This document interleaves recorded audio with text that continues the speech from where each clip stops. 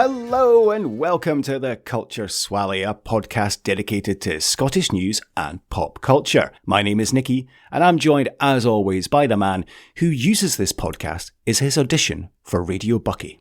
It's Greg. How are you today, Greg? Happy New Year. Happy New Year. I was just thinking, should I say Happy New Year? We're recording on the 14th of January, so we're kind of 2 weeks in. Yeah. I never know when it's acceptable to stop saying Happy New Year, because you run into people that you haven't seen since last year, like for weeks in January, don't you? And we have spoken multiple times. Yeah, we have. I think we've spoken every day in the 14 days that have preceded this. So yeah, we've already said, I think we wished each other Happy New Year bang on midnight anyway. So, but yeah, to our listeners, Happy New Year, because this is our first proper episode. We did have the Best of the News special came out, but this is, and I think I wished everyone a Happy New Year on that. So yeah, it's all done actually. It's all over. It's now into the murky depths of gloomy January. But yeah.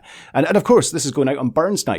So, you know, it's a good Scottish thing that we've scheduled this episode to go out on Burns Night. How do you do anything special on Burns Night? No, unfortunately not. I mean, I don't know. I'll be around. I think last year I was somewhere else, maybe in one of Kuwait or Qatar or somewhere like that. But I think I'm in Dubai this year, so I might see if there's anything going on. Because I don't know if my wife has ever been to a burn supper. And she likes haggis. She does like haggis. You know, she's West Indian. They like all like goat and all that sort of stuff. They're not fussy about their proteins. So she's a big fan of haggis. So I think if we can find something, we might maybe go along. Maybe I can see if I've not had my kilt on since my sister's wedding. And that was in 2019. And I'm ashamed to say that I was sort of holding my breath all day. Because I'm not the man I was when I bought that kilt in 2007, unfortunately. So I'll maybe have to see if I can get it on. If I can get it on, then I'll get kilted up and maybe attend the wee Dubai Burns Night. Yeah, I tried mine on last year just because, same as you, I'm like, I haven't worn my kilt in about 8 years or something. Like, I wonder if it still fits. So I actually tried it on and yeah, it still fit perfectly. So I was quite happy with that. Yeah, fuck off. Good for you. Anyway, how's everything else? You been up to anything exciting? No, just going back to 1987 for our TV show that we're talking about after the news today, and a very joyous trip back in time it was, but kind of getting ahead of myself a little bit. Yeah, leave all that gushing till later. We've been heavily in the 80s over the last few weeks, haven't we? Like we were texting the other night watching Bullseye from 1983. Yeah. And there was quite a few Scottish contestants on it as well. We could have done a special on that, but yeah, they got booted out in the first round, didn't they? I mean, I'm sure it's been spoken about 100,000 times over the last 10 or 20 years, whatever, Bullseye. But it's just I don't think when you compare it to like modern quizzes, and I quite like a quiz. You know, like I've just got this new TV thing. In the last few weeks, so I've been enjoying watching The Chase, and I've been enjoying watching Stephen Fry hosting Jeopardy. Yes. So I'm up for a quiz, and there's a certain type of person that is on, and I'm not trying to make fun of the people that go on the modern quiz shows, but they're just not the same as the people who came on Bullseye. You know what I mean? Because the people who came on Bullseye just seemed incredibly recognisable. You know what I mean? Yeah. In fact, there was one episode I watched the other night where, I mean, I didn't know the guy who was throwing the darts, but he looked so familiar that I was really racking my brain to see. And then I heard him talk, and he was an English guy, and I thought, I probably won't know him, but he just looked so familiar. Just the way he moved and everything. And I don't see people that I recognise on The Chase. No, the people that are on Bullseye are, the people you would see in your dad's pub. Or you'd see coming out the bookies, or just stumbling down Falkirk High Street, shouting abuse at the pigeons. Or something. Yeah, they're the sort of guys who hold their cigarette between their finger and their thumb, you know, with their hand up to stop the end blowing off, you know, if they're outside. Kind of guys. Yeah, no, I've definitely been enjoying Bullseye. I missed that. I think it was you, actually, wasn't it? You messaged me a couple of months ago, and you're like, I've just watched 3 episodes of Big Break on YouTube. That's right. It's like, I miss Big Break as well. That was great. I know that I have to say I thoroughly enjoyed the return of Gladiators last night. It's moved from ITV to BBC One, which is actually brilliant because it means there's no adverts. It just it's and go on. I was just going to say, I still haven't watched it yet because I was, as you were aware, I was out yesterday and then I came in just as it was finishing. But so I haven't actually watched it yet, but I'm going to do that this afternoon. I mean, they've been smart in the sense that although it's like new and obviously it's all new Gladiators because the original Gladiators too old to be swinging around. But it feels the same, like Bradley Walsh and his son Barney are hosting it, and I quite like Bradley Walsh. But it feels it's sort of retained true to the original series that was on in the early 90s when we were young and impressionable and attracted to Jet and the other beautiful lady gladiators. Is it still in the same place, the Birmingham NEC? No, it's moved to Sheffield. It's in Sheffield. Okay. Steel City, Sheffield Steel City. So it sort of works. Steel City. Sean Bean. That's the first thing I think of when I think of Sheffield. Anyway, we've got plenty other 80s chat coming up later on, so part that. Right, let's move on from the 80s. Shall we have a look at what's been happening in the news in Scotland over the last couple of weeks? For the first time in 2024, cue the jingle.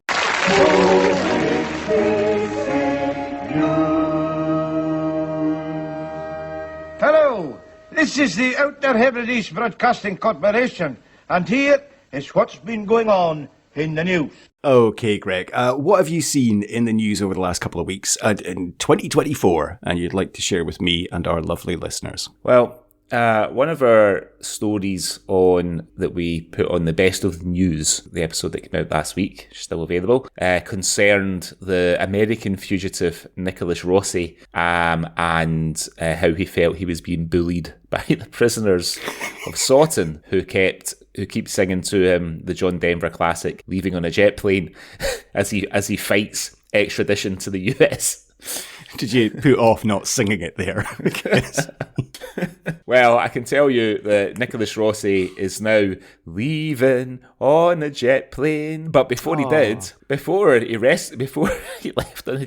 on his jet plane, he wrestled marshals with his trousers down as he tried to avoid the flying out of Scotland. So what's not funny about Nicholas Rossi is that he's wanted for sexual assaults against women in the US. What is funny about him is that he claims that his name isn't Nicholas Rossi, that his name's Arthur Knight, and that there's been as I mentioned before, a bit of a campaign by prisoners in Soughton Prison against him just to upset him, basically. No violence, just upset him. So, as I mentioned, singing Leaving on a Jet Plane. They've been, apparently he has declared himself to be Jewish, so they keep putting ham in his sandwiches.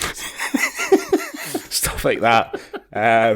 Just like the sort of like torture that you want a sex case to endure in prison. Yeah. So this was on the 7th of January. The story is in the Daily Record. So fugitive sex offender Nicholas Rossi roared and cried as he left jail to be put on a flight out of Scotland heading for the US. The 36-year-old was forced onto the plane after wrestling with staff on the tarmac with his trousers round his ankles. His wife, Miranda Knight, made last-minute legal efforts on Friday to stop the flight taking off from Edinburgh Airport, which had officials from the US Marshals Service and Department of Justice on board. A source said he was on the plane, but his wife was still trying to get some legal representation to stop it. But in vain. Neither her nor Rossi were given any notice that it was going to happen when it did, but they should be expecting it. So yeah, basically, the eyewitness goes on to say the marshals had to struggle with him, as he obviously didn't want to get on the plane. He struggled so much that his trousers ended up at his ankles. So that's him. He's a prison source at Her Majesty's Prison, Edinburgh, formerly known as Salt and Nick, where Rossi has been locked up for the last 18 months, said Rossi was roaring and crying as he was taken away. He had no idea what was coming when they went into his cell and said he was leaving. The prison staff are glad to get rid of him. His demands and fake illnesses were just wearing everybody down. So that's him. He's off to the US to be tried there for his historical crimes. He reckoned that he was identified because of some tattoos that he's got. That one of the women that he's said to have attacked identified him by, and he claimed that when he was in a coma with COVID, somebody tattooed him. Do you know what I mean? It's just the worst excuse. I mean, who's going round like the hospitals of Scotland tattooing coma patients? Nobody. As you're well aware, as well as watching Bullseye, I have recently been rewatching the late 90s TV show Oz, which is, of course, set in a maximum security US prison. Yeah. I think Rossi's, the least of his worries will be prisoners singing Leaving on a Jet Plane and putting bacon or ham in his sandwiches when he ends up there. Because if Oz is a true reflection of what goes on in American prisons, he's going to be in for a hell of a rough time when he's there. Well, you could say it serves him right. Yeah, it fucking does. Yeah. But anyway, that's him. He's finally left on his jet plane off to America to stand trial. So that's my first story. A little Rossi update there. I don't think we'll be hearing about him again. I bet the prisoners in Soughton are bereft. What are we going to do with their time now? Just find a new target, I'm sure. Exactly. Anyway, that's my first story. What's your first story this week? My first story is from Aberdeen Live this week, Greg, and the headline reads, Aberdeen drug dealer caught after mass text to 169 people offering cocaine and heroin. So, a drug trafficker was caught with narcotics worth nearly £170,000 on the streets after sending a bulk text message to 169 recipients claiming he had heroin and cocaine for sale. Ethan Elite threw 2 packages containing Class A drugs from the kitchen window of a flat in Aberdeen into the garden after police forced entry into the premises. Other officers were stationed in the rear garden while colleagues entered the address in the city's Victoria Road touring. The packages were recovered and found to contain heroin and cocaine, and larger quantities of drugs were discovered in a North Face holdall in the flat. I don't know why is it important it's a North Face holdall. Is it to show that he's a drug dealer? So he's not using a Gola holdall or a pony holdall. It's North Face, proper quality. I'll bet North Face will be over the moon to be associated with that story. Yeah, great for stashing your drugs. Almost half a kilo of heroin was in a bag, and a further batch of bags contained high purity cocaine, the High Court in Edinburgh heard. A judge was told that if the drugs were broken down into street deals for sale, they had the potential to make £169,880. That's a very specific amount. Like, why didn't they just say 170 grand? A month before the raid on the flat, Elite was stopped by police officers in Guild Street in Aberdeen under a drug search. No drugs were found on him, but officers recovered 2 mobile phones and discovered he was in possession of £540 in cash. An examination of one of the phones found that on the day of the stop, it received a message reading, "On with Raw W and Scab, best Ghana boot." Advocate Dispute Craig Murray told the court, "The words Raw W in this context means cocaine.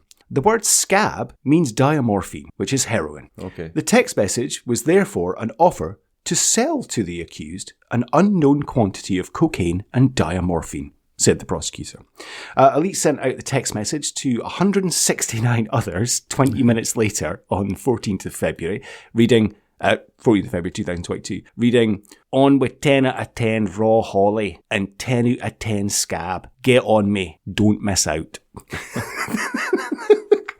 The court heard that raw holly was an abbreviation of Raw Hollywood, which meant cocaine. I've never heard that. I mean, if I hear Raw Hollywood, I'm just thinking about Paul Hollywood going in without lube. Yeah, I mean, I've not heard that expression either, but, you know, we're middle-aged men, Nicky. It's probably a good thing that we've not heard. That's true, yeah. I don't fancy buying any scab or Raw Hollywood, so yeah. I don't know.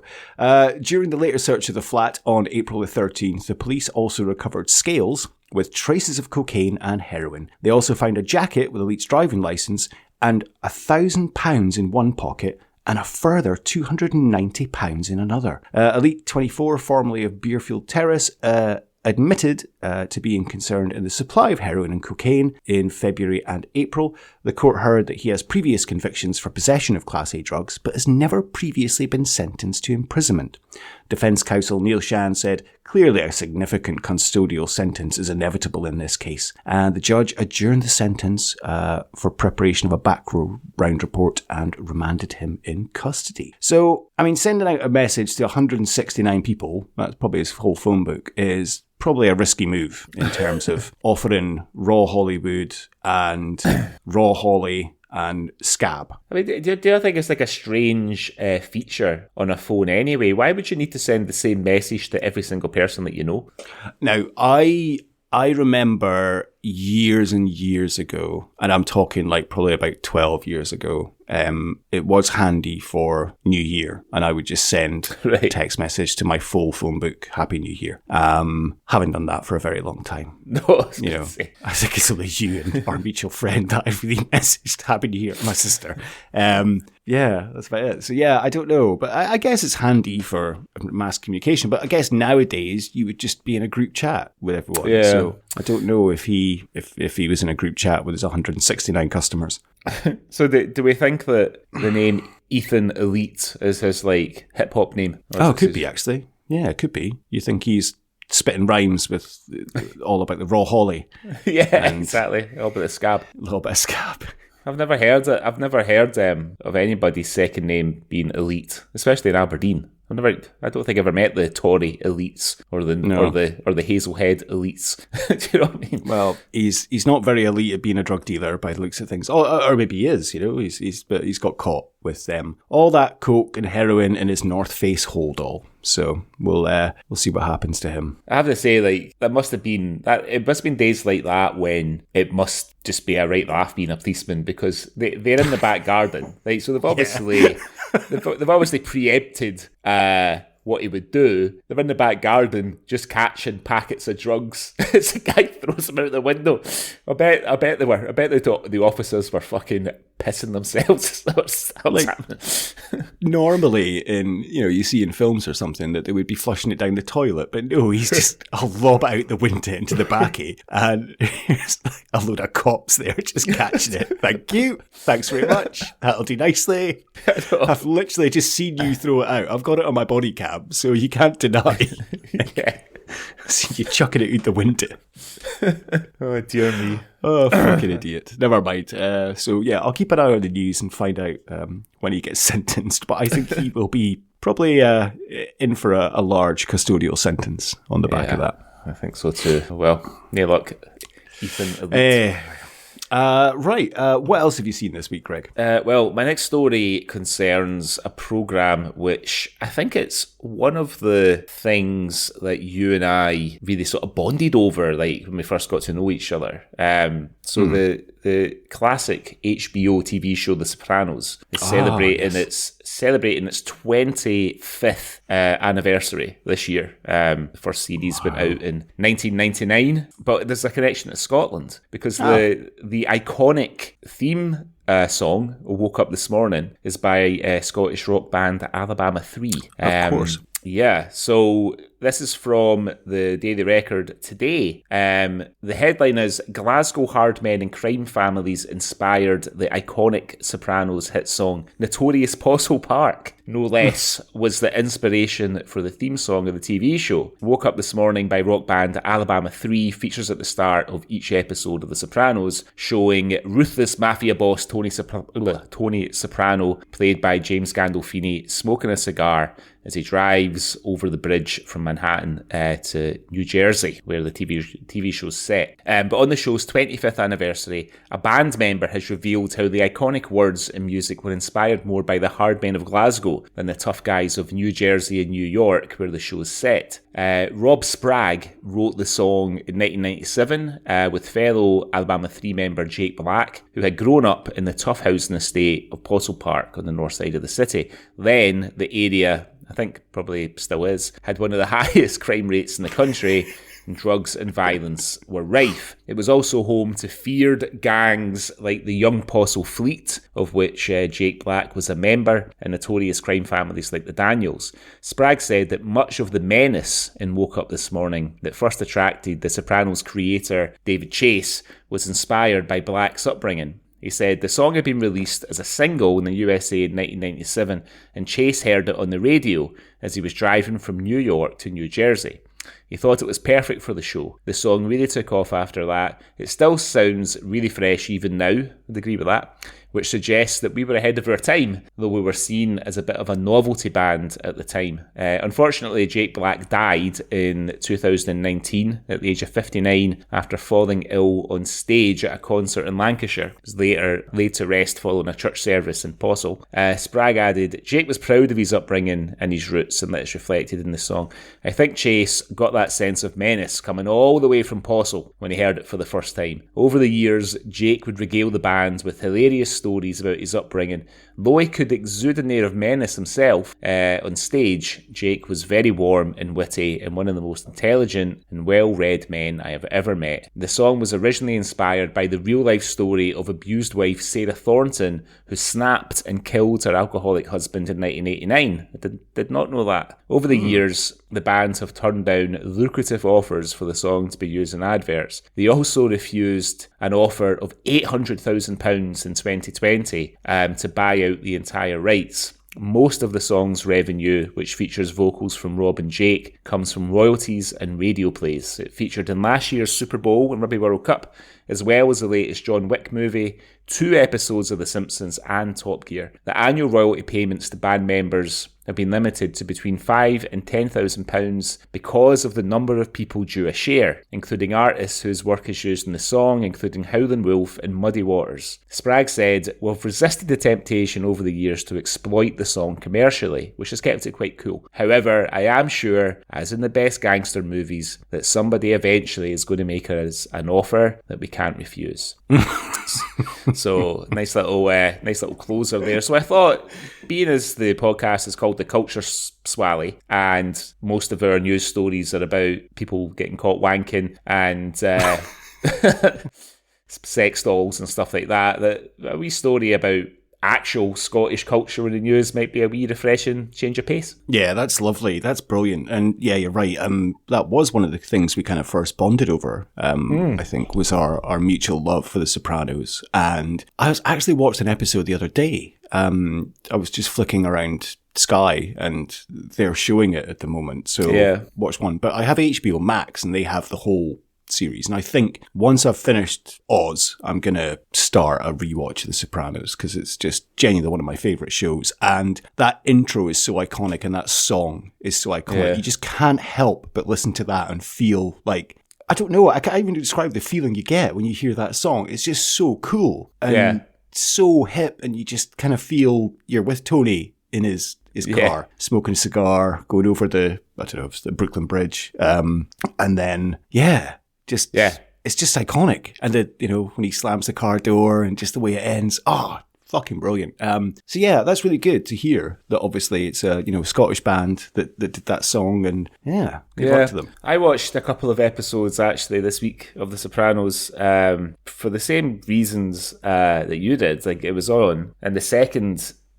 episode I watched was like the second episode of the first series. So bear in mind that I think I watched the second and the third series, the second and the third episode. I've watched them all from kind of front to back. I think during the pandemic, they just watched them all. Did a bit of a Sopranos rewatch. So I think I probably watched the entire series maybe 3 times over the years. Well, the last episode I think came out in 2006 or 2007, something like that. And I remember when they launched Sky Atlantic in the UK, they were showing The Sopranos all the way through. That was back in 2011 or something like that. So, but yeah, it doesn't feel like a 24-year-old TV show. The only time that it maybe shows its age is when you see the mobile phones that they're using, or they're talking about how DVD is better than Laserdisc.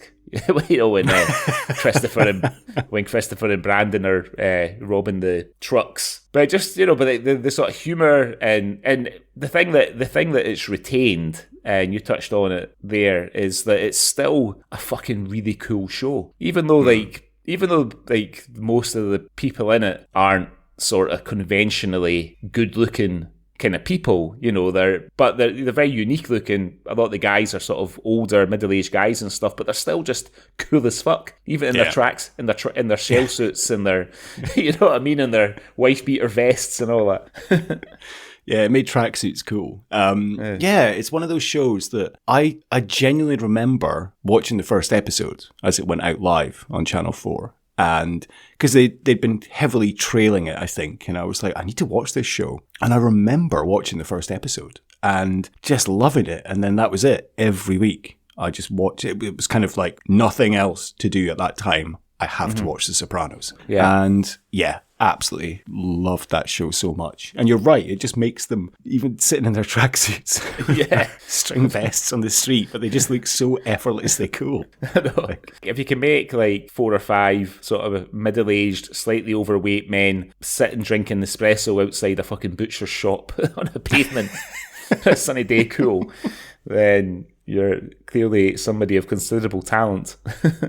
Anyway, so that was my second story. It was nice to be connected with something as iconic as that. What's your next story this week? My next story is from Glasgow Live this week, Greg, and it concerns ex-Rangers player, that's how he would like to be known, I imagine, Gordon Ramsay. Although he never actually really made a proper appearance for Rangers, but but we'll let him see what it does.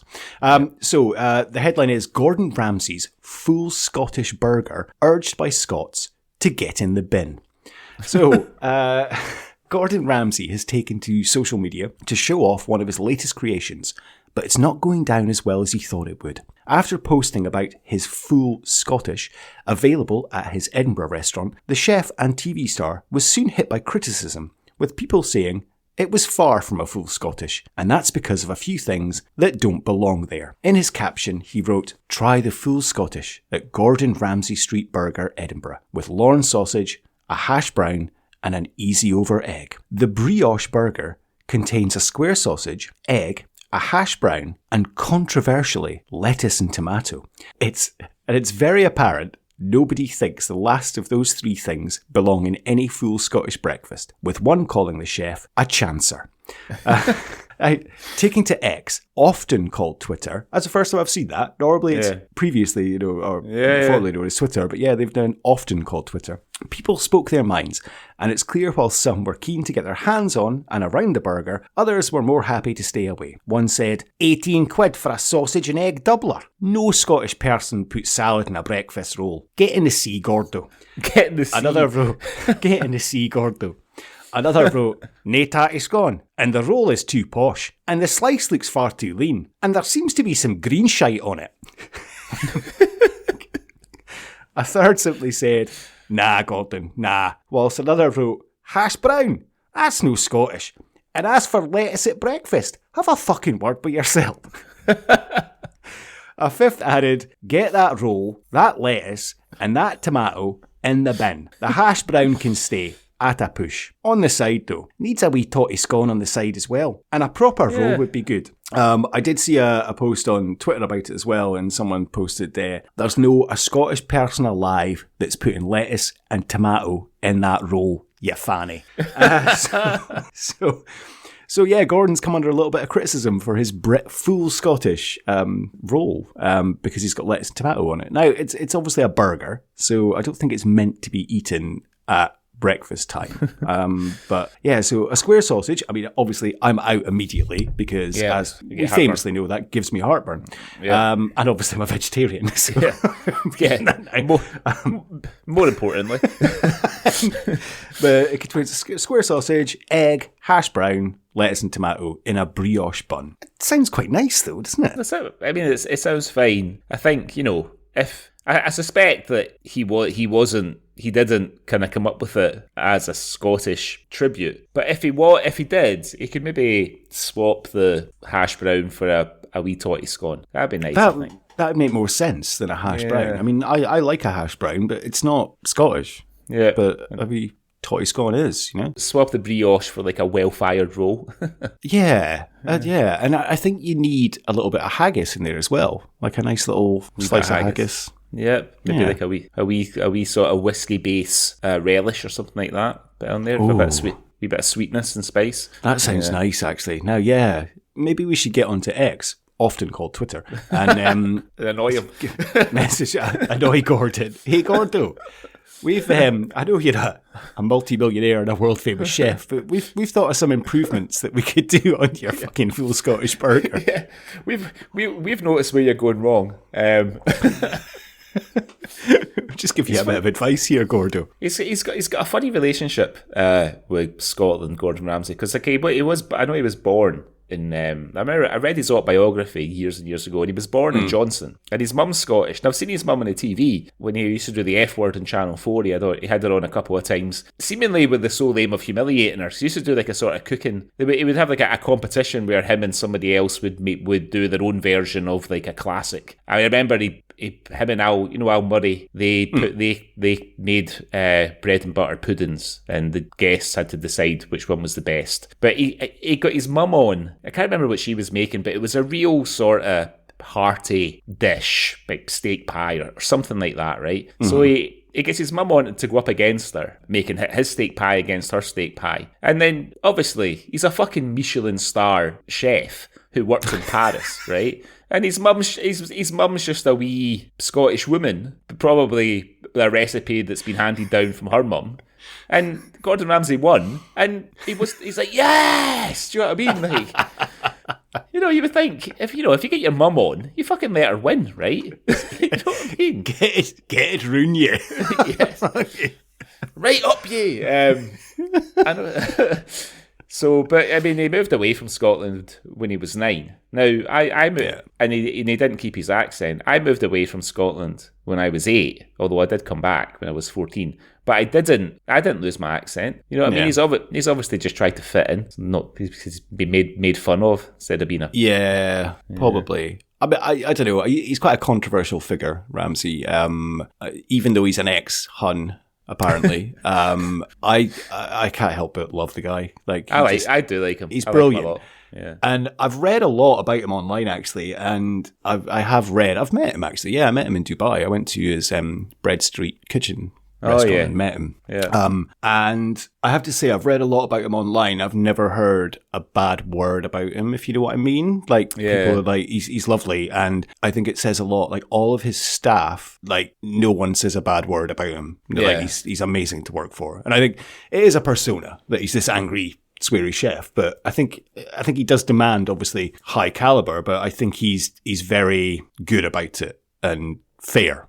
And I think a good guy. I mean, his celebrity initially was built on his temper, because he was... Yeah. I remember the first show, and I remember watching it, was that Boiling Point, where obviously like somebody had heard him ripping a commie chef like a new arsehole or something, and decided that he would make a good subject for like a sort of fly in the wall documentary. And he sort of famously worked for Marco Pierre White and all that, didn't he? But but I can sort of understand. I'm in the same industry, right? So I can understand what he was obviously very, very driven, and and didn't any passengers were swiftly fucking kind of kicked off the boat, if they weren't kind of pulling their weight or doing what he wanted them to do. I remember him sacking a waiter on the spot because the waiter took a drink of water in the dining room, and he didn't want the diners he didn't think the diner should have to see a waiter having a drink of water in a fine dining restaurant and fucking canned him. But I think now, to your point,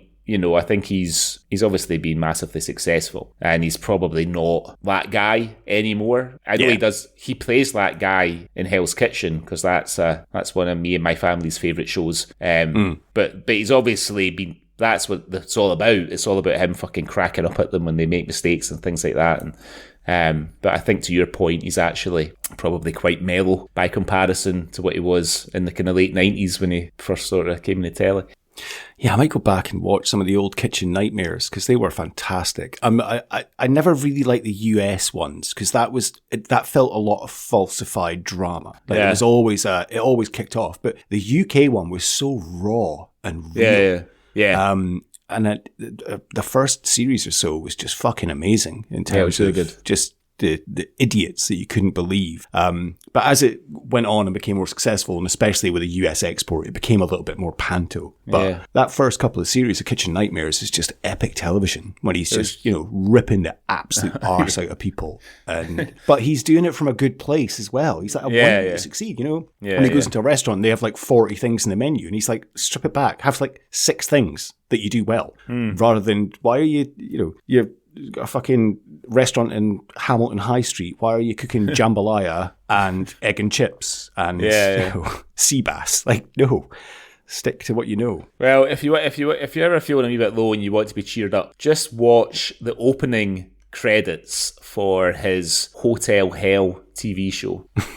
It will cheer you up. It will. All right. I'll look at that after we finish recording. Okay. Have you seen anything else in the news this week, Greg? Nope, that's it. Right. Well, it is Burns Night as this episode goes out. I think we need to think about the big man, because if he's had a Christmas party and he's had a New Year party, he's having a Burns supper, isn't he? Cosmo. He's just back from Bulgaria. He's had his couple of lines in his Swords and Sandals film. It's Burns Night at the Cosmos. And I promise, listeners, we're retiring Cosmo after this for a while, but we need to speak about his Burns Night. So I'm thinking that Christmas and New Year, everyone's invited. Obviously, apart from McGregor, Anderson, Compston, Guthrie, and now Robertson as well. He's on the list. But it's kind of an open house. Everyone's invited. But the Burns Supper is Cosmo's. It's something that he really relishes and he really looks forward to. And, it's just him and Mrs. Cosmo. They live a simple life. They have like a 6-seater dining table, but it's an extender and it pulls out and you can have 10 people around this table. So he's off to the shed. He gets the extra 4 seats out the shed, gives them a dust off. He's got his 10 seats around the table. Who is Cosmo inviting to his Burns supper, do you think? Well, I think, the chairs he gets out the shed are the garden chairs, because he's only got 6 chairs that match the table. So he's got to get the garden chairs out. So 4 guests are going to be sitting a bit lower. So that will inform who's on the guest list. I think, he's already said that New Year's Eve, that was the last party he was having, but it is Burns Night. He has to be very, very selective about who he invites. He can't be, so Heyman's out because, he doesn't want Heyman passed out sleeping on the sofa when they're addressing the haggis later on. They like to clear the chairs on the table to one side and have a wee ceilidh in the living room, so everybody's got to be on their feet for that. So Heyman just... He can't be trusted with a Burns supper. I think he invites... I think in years gone by, Robbie Coltrane would have been invited. I think he invites Elaine C. Smith. She's a very elegant lady. Probably Barbara Rafferty's on the guest list as well. Yeah. I think he invites Costello just because, he feels a bit beholden to him. He needs a bit of a dig out now and again. It's not he's not getting parts in Wonder Woman all the time. So just brighten my law. He's a good egg, Costello. You know what I mean? He always stays back and helps tidy up at the end of the night and stuff. So I think Costello gets invited. Yeah, definitely. I'd agree with you on that. I think Rafferty, Elaine C. Smith. I think Ellie Haddington would be invited as well. Her and Mrs. Cosmo are good pals. True. I think Norton has to be there. Alex Norton will be there for sure. Yep, I think they definitely. He's probably driving Elaine C. Smith and Barbara Rafferty through from Glasgow, so he'll be there. He'll be on the American cream soda or the bar strike cola. No drams for Norton. And I was thinking maybe like a random one would be maybe Gilly Gilchrist would be invited. Just kind of. Cosmo likes him, so he's invited him along for the Burns supper. Gilchrist is there. I think Tony Curran as well, but I think, Cosmo, he likes to be the kind of premier redhead at the table. You know what I mean? Doesn't want to, Curran can feel a bit like a usurper, the sort of next generation of striking ginger gentlemen making a big splash in film and television. And I think he's left a chair open for Butler because he's invited Butler. Yeah, and he always hopes that Butler's going to come, but he very rarely does. He's too busy filming something about the White House or something burning down or something, but he's too busy, but he does leave a chair for Butler just open in case the invite's always there, Jerry. Please come, Jerry. Please come. Butler's too busy selling his soul in America. But you know, the good thing about Butler, as he mentioned, is he always brings James a nice bottle of whiskey when he comes. He always goes for a good one. I think probably he would have invited Peter Mullen, but I think he's maybe a bit sore at Mullen for getting the role that he wanted in the Lighthouse movie that I forgot the name of that we covered last year. The Vanishing. The Vanishing, yeah. That's what I mean. That role was that was Cosmo's bread and butter. That role, yeah. And I think James knows how it works. He's been around the block a lot, but he'd have liked that gig. He would have been good at that. I think he would have been very good. So I had a look at the traditional order of ceremony of a burn supper. Mm-hmm. So we start with piping in the guests. Has Cosmo hired a piper, or does one of the guests pipe, do you think? Or has he hired a disabled piper? Possibly. That's not a Taggart, Nest of Vipers, available wherever you get your podcasts. You'll get that joke. But yeah, he's hired a piper in, though, hasn't he? Standing at the door, full kilt on. Like, he knows, he does know a few guys that can play the pipes, but he wants a professional because it needs to be perfect. The risk is, if he gets one of his mates to do it, then his mate's got to be at the burn supper. He's taken up. He can't just ask his mate to come and pipe and then fuck him off. He'd have to stay for dinner and stay for the dancing later on. And, we mentioned before, Cosmo's quite house proud. Some of these guys are untested in a Cosmo hospitality environment. He's been burnt with Compton. He's been let down by McGregor, getting pished before the bells years ago when he was a young actor, letting him down. He doesn't want to leave anything a chance, being let down by McAvoy and Ian Robertson at New Year. Had to throw those sheets in the bin. So he needs a professional that he knows once the piping's done, he can pay him in cash, in his pouring, whatever it is, £100, 5 £20 notes, crisp from the ATM in the high street. In his sporing, the piper goes, there's no risk then. No risk to Chez Cosmo. So the piper has piped in all the guests. Everyone, obviously all the gentlemen are wearing kilts or trews. He allows trews now. It used to be all kilts, but there was an incident one year involving Alan Cumming in a kilt, and since then the dress code was altered to allow trews as well. He knows that Norton can't fit in his kilt anymore. Exactly. Doesn't want the man to feel uncomfortable because he's a designated driver for Rafferty and C. Smith. So tartan trousers preferably, but smart trousers fine. No chinos. No chinos. No, everyone has to be wearing a bit of tartan. I think that has to go. So then the host does the welcoming speech, which is of course a rendition of Selkirk Grace, which obviously Cosmo's doing that because he's the host. So he's he's in his element. And from memory, by the way. He's not reading it. From memory. With emotion and an evocative emotional reading of Selkirk Grace. So the first course is a soup course, which is traditionally either Scotch broth, potato soup, Cullen skink, or cockaliki. What do you think Cosmo's serving? I'm thinking it's Scotch broth. I'm thinking it's Scotch broth. He did do cockaliki one year. Too many puerile jokes getting made round the table by some of the young actors. So, no, stick to Scotch broth. And he doesn't want Cullen skink because then the kitchen's just stinking of fish for the rest of the week. Exactly. So, the Extractor fans working overtime to get rid of that fishy smell. So I think it's a nice, simple Scotch broth, traditional. Everyone enjoy it. There's no jokes. So then is the piping of the haggis and the address to the haggis. Cosmo obviously does the address, doesn't he? Yeah, it's Cosmo's gig. This is his time. So he's addressing, and it's, again, very traditional. It's just haggis, neeps, tatties, whiskey sauce. Absolutely. The basics done well. Then you're on to dessert, so it'll be Cranachan, won't it? That he'll be serving. And then oatcakes and cheese for after the meal. Yeah, oatcakes, but again, with the cheese, it needs to be strong, but it has to be like a strong, sharp cheddar. The last thing he wants is Mrs. Cosmo's curtains smelling like a French fridge from you know what I mean? None of your camemberts, none of your bries, none of your Stiltons. It needs to be nice, sharp cheddar. Yeah, it'll be a nice Scottish mature cheddar that he's found. He's probably got a local farm shop that he goes to. Yeah, Same with the haggis. I mean, he gets his haggis from his local butcher. And he doesn't even have to call in and reserve one. Like every year, the butcher puts aside the best haggis that he has, and he's like, that's James's, and Cosmo comes in and collects it. So, I agree with that on the cheese. Comes in, gives it a squeeze, weighs it in his hand, gets it in his bread basket like a rugby ball. That's the Cosmo test. Yeah. The farm shop guy knows. He knows it's that. He's not worried. He knows what he's done well. Yeah. So then, after that, it's whiskey is traditionally served. So what kind of whiskey do you think Cosmo's serving? I think he's quite a heavy, peaty guy, like a Lafroig. Yeah, I think so. I think it depends, though, on what's, how the guests are behaving at this point. You know what I mean? Because he wants, if he feels that it's gone well, he's maybe going to go and crack open a bottle that Hollywood Gerald has brought him in years gone by.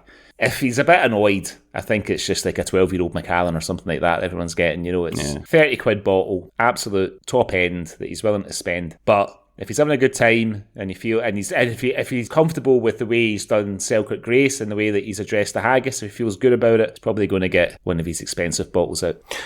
So next is the address to the lassies, in which a man, one of the guests, thanks the woman for preparing the meal and gives his views on women. So I'm thinking maybe Gilly Gilchrist has done this, but he's made a slightly blue joke in the remarks to the women, and Cosmo's not too happy about that. I think he's watching Gilly's card now. Yeah, I think Gilly's just guaranteed that he will not be getting invited back to Burn Supper in 2025 at the Cosmo residence. The ladies do get their reply. So there's a reply to the ladies in which a female gives her views on men.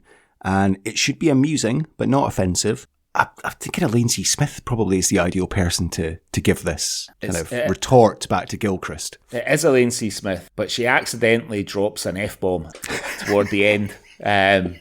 She's thinking about Two Doors Down and everything, and she accidentally drops a wee F-bomb. Well, no, she's just accidentally. She does it because she thinks that everybody will laugh, but it's misjudged. And usually Elaine C. Smith is quite intuitive, but it's misjudged. Mrs. Cosmo takes a wee sideways look at James. His face is fucking bright red, furious. He's not happy with the address to the lassies or the reply to the laddies. No. He's furious with that, and he's thinking, right, next year I need to pick someone else to do this. I wish Gerard was here, because he would be ideal for doing this. I miss Gerard. Where is he?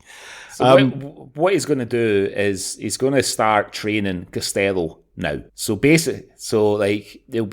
they're cleaning up at the end of the night, he's going to take Costello to one side and say, right, listen, next year you're doing the address to the lassies. This is what you need to say, and then he'll be coaching him all year. So it'll basically be Cosmo's words coming out of Costello's mouth. But Costello knows he knows that what he can get away with and what he can't get away with, and the last thing he wants to do is fuck up his meal ticket.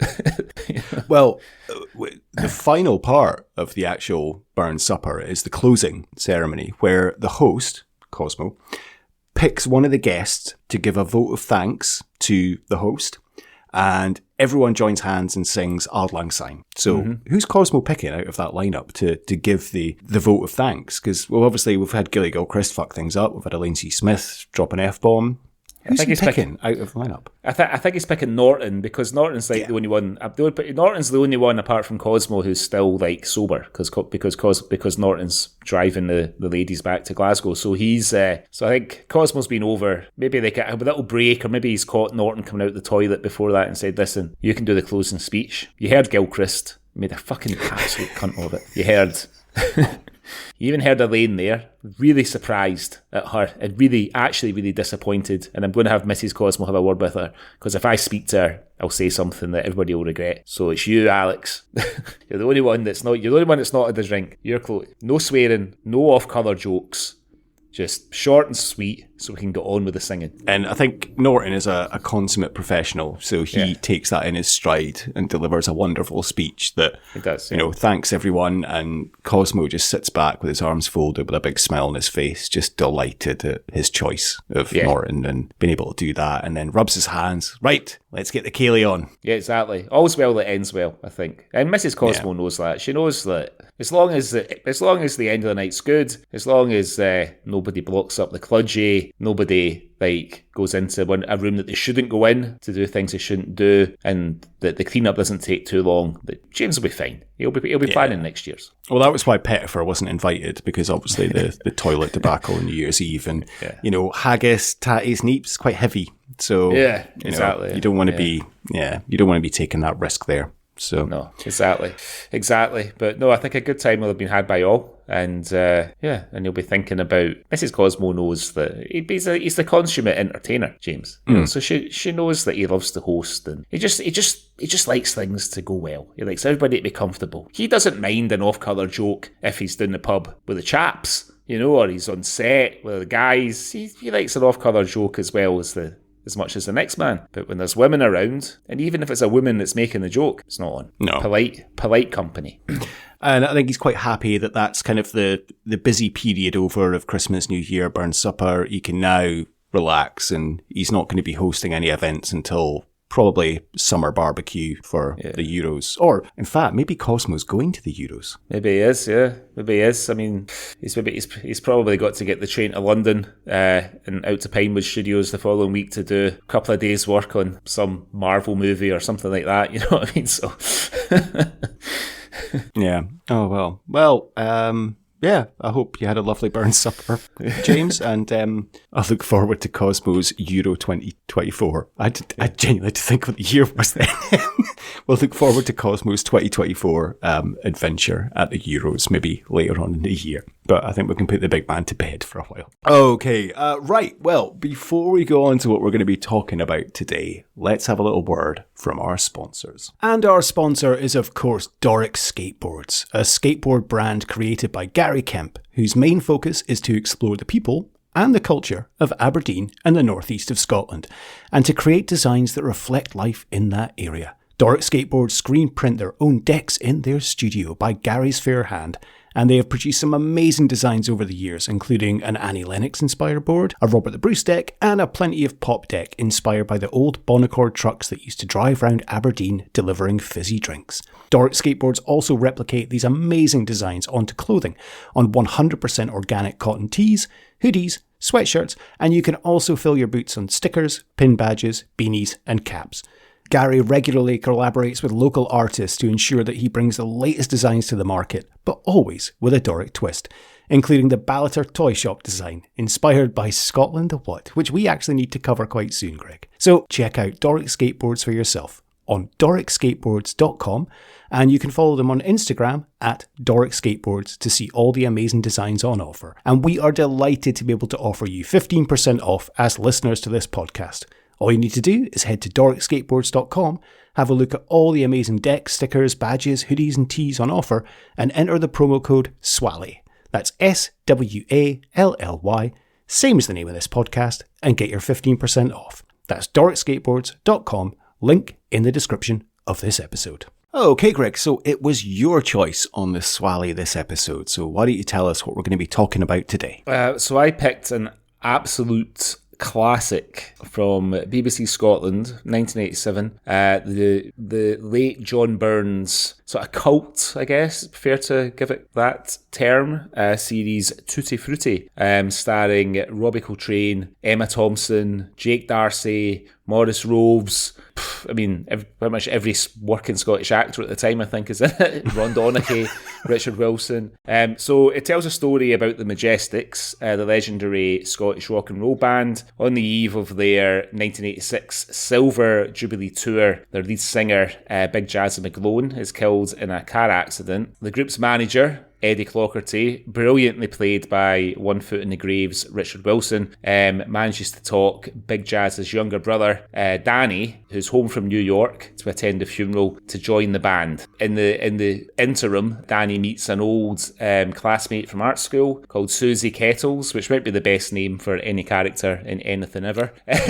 And later on in the series, she is enticed to join the band on stage and play guitar. So when I was reading about this, it hasn't been shown that often since it first came out. It was first screened on the BBC One, that is, in 1987, and then 1986, right? 1987, and then it was shown again only 10 months later on BBC Two, and I think that's probably where I first saw that first episode, because I'd only ever seen the first episode and I didn't really remember it all that well, and I think my mum actually maybe made me go to bed and stop watching it because some of the language wasn't suitable for a young 9-10 year old as far as she was concerned. So going back and watching it again, and I watched it properly as an adult, it was really interesting. Apparently one of the reasons that it's not been shown that often is to do with a rights issue to, obviously, the song Tutti Frutti, famously written by Little Richard, and there was a bit of a dispute about how the song was used, which stopped them from showing it. But it was shown again on BBC 4 just after Robbie Coltrane passed away over the kind of Christmas period. So yeah, I really enjoyed it.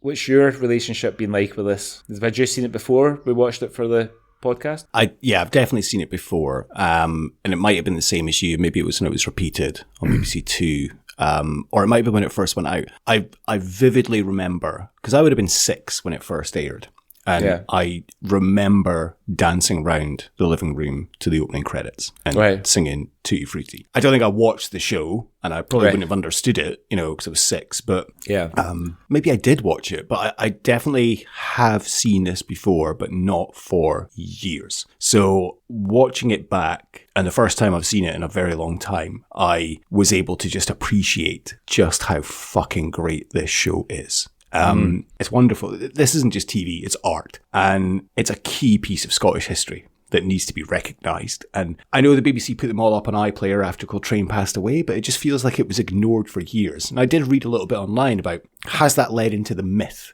of this show being so good because it was ignored for so long? And it's right, like those involved in the production have said that there might have been a dispute over music rights, while others have said it might have been something to do with the contracts of the actors, but Byrne himself suggested it might have been a class bias against the production. He said that he didn't know why, after nearly 2 decades, like the BBC had never reshown it or released it on DVD. It is available now on DVD, but for a long time it wasn't. And he said, I think it's quite a mystery. Like the real reason behind it still hasn't come out. Possibly it's something to do with an issue over the songs, and this is speculating, but someone somewhere might have a cosy middle-class thing reshown rather than something about lower-class people with a bit of intelligence. And that says a lot about John Byrne that I fucking love. That he just has a little snipe there as well. Because it's true, they would probably rather show something like The Good Life or something rather than, Tutti Frutti, because it's dark. But it's also hilarious at the same time. But yeah, this show is just incredible. From the cast, there's not a single beat that goes wrong with the cast. They are all phenomenal. And 1 minute you are just crying with laughter, and the next minute you're feeling really sad and upset at something that's happened. It's just an absolute wonderful show, and I love that it shows just like this is the Majestics. They're built up as this big band, and they're doing their Silver Jubilee tour, but they're playing bingo halls in Ardrossan and featuring on Radio Bucky. Like it's so clever in terms of it just shows this small scale and driving around this beaten up transit van with the Majestics written on the side.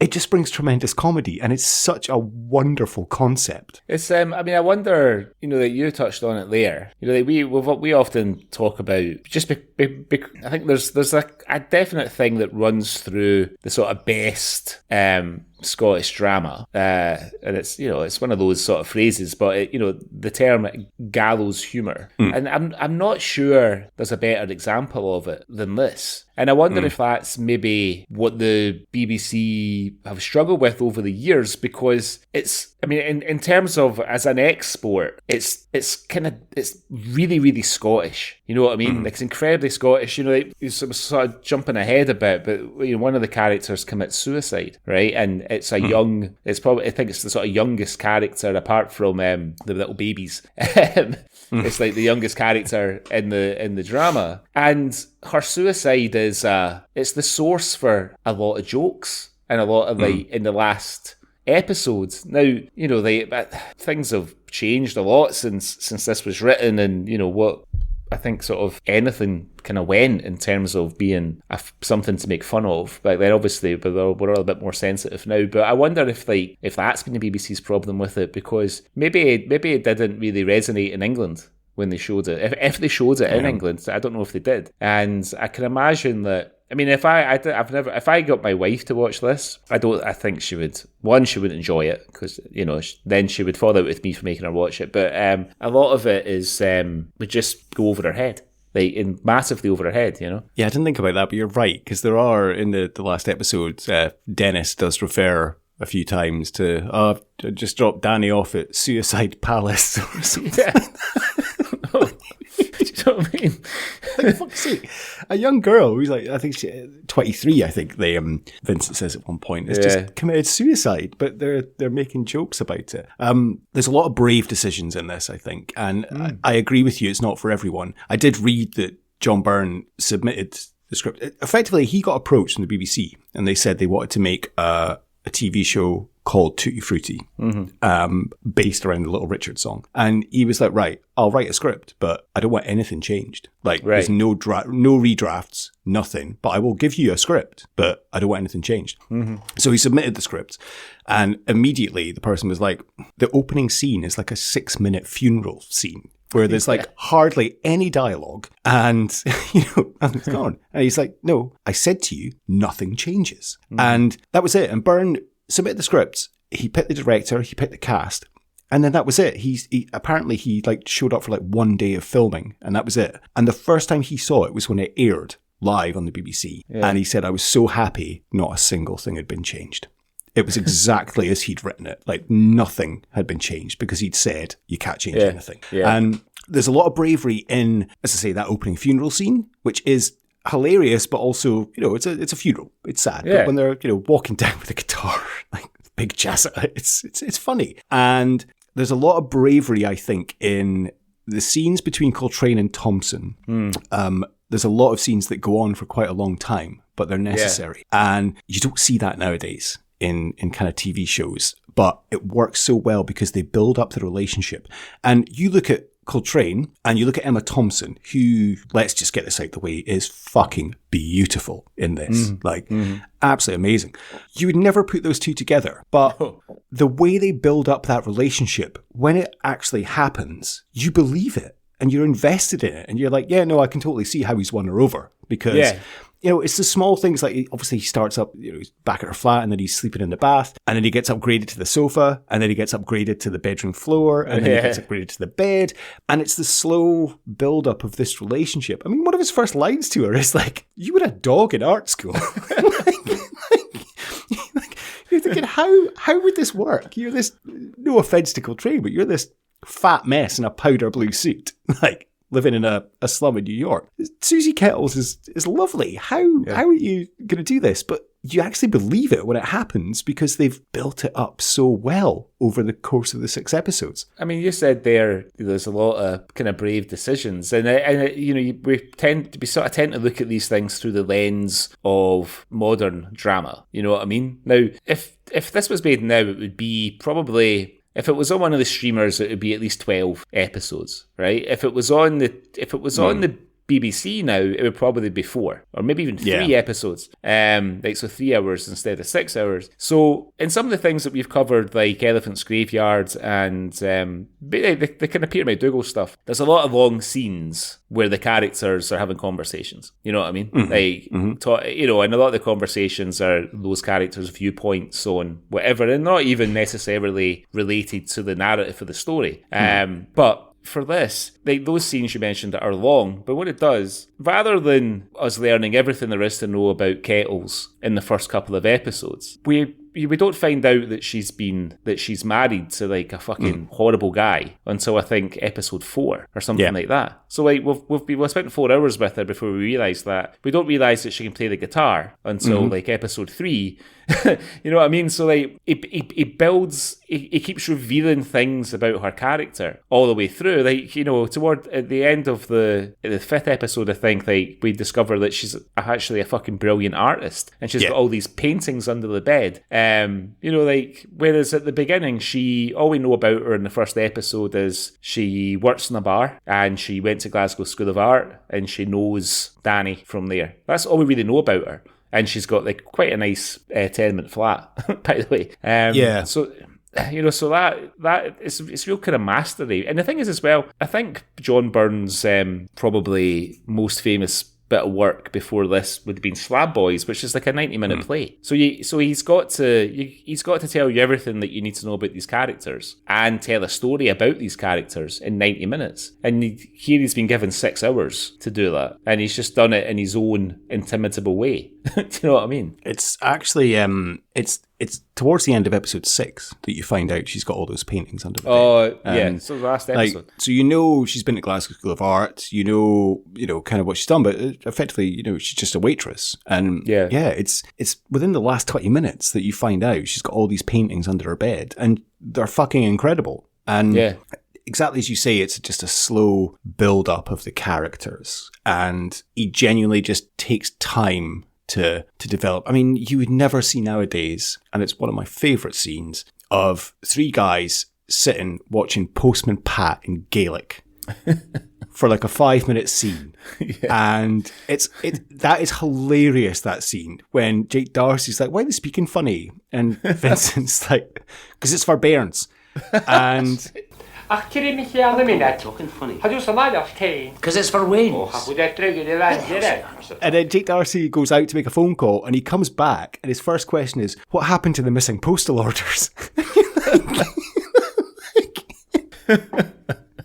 It's little things like that are just absolutely brilliant in this show, and it's just little nuances and little kind of jokes that make it so it works so well. And you wouldn't have got that with something nowadays. I don't think they would be brave enough to do that, and this is just such brave filmmaking. So I mean, to talk about cast, for example, so John Byrne, I think, was very, as I've said, was very strict of, nope, I do it my way or that's it. So he sat down with the head of the drama department at BBC in Glasgow, Bill Bryden, and spoke about cast. And he said, I want to cast Robbie Coltrane as the lead.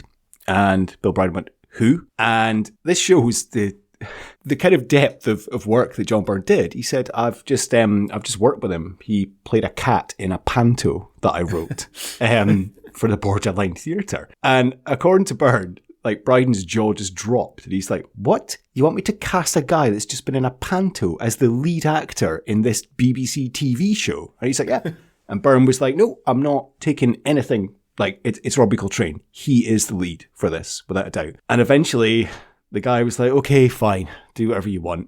And wow. I mean, Coltrane was kind of, not big, but, he'd been in a Kick Up the 80s and Laugh, I Need to Pay My License Fee, and he was quite known, but this was his breakout role, really. Well, I mean, his cinema, his early cinema credits are quite funny. So his first one is Flash Gordon, where he plays Man at Airfield.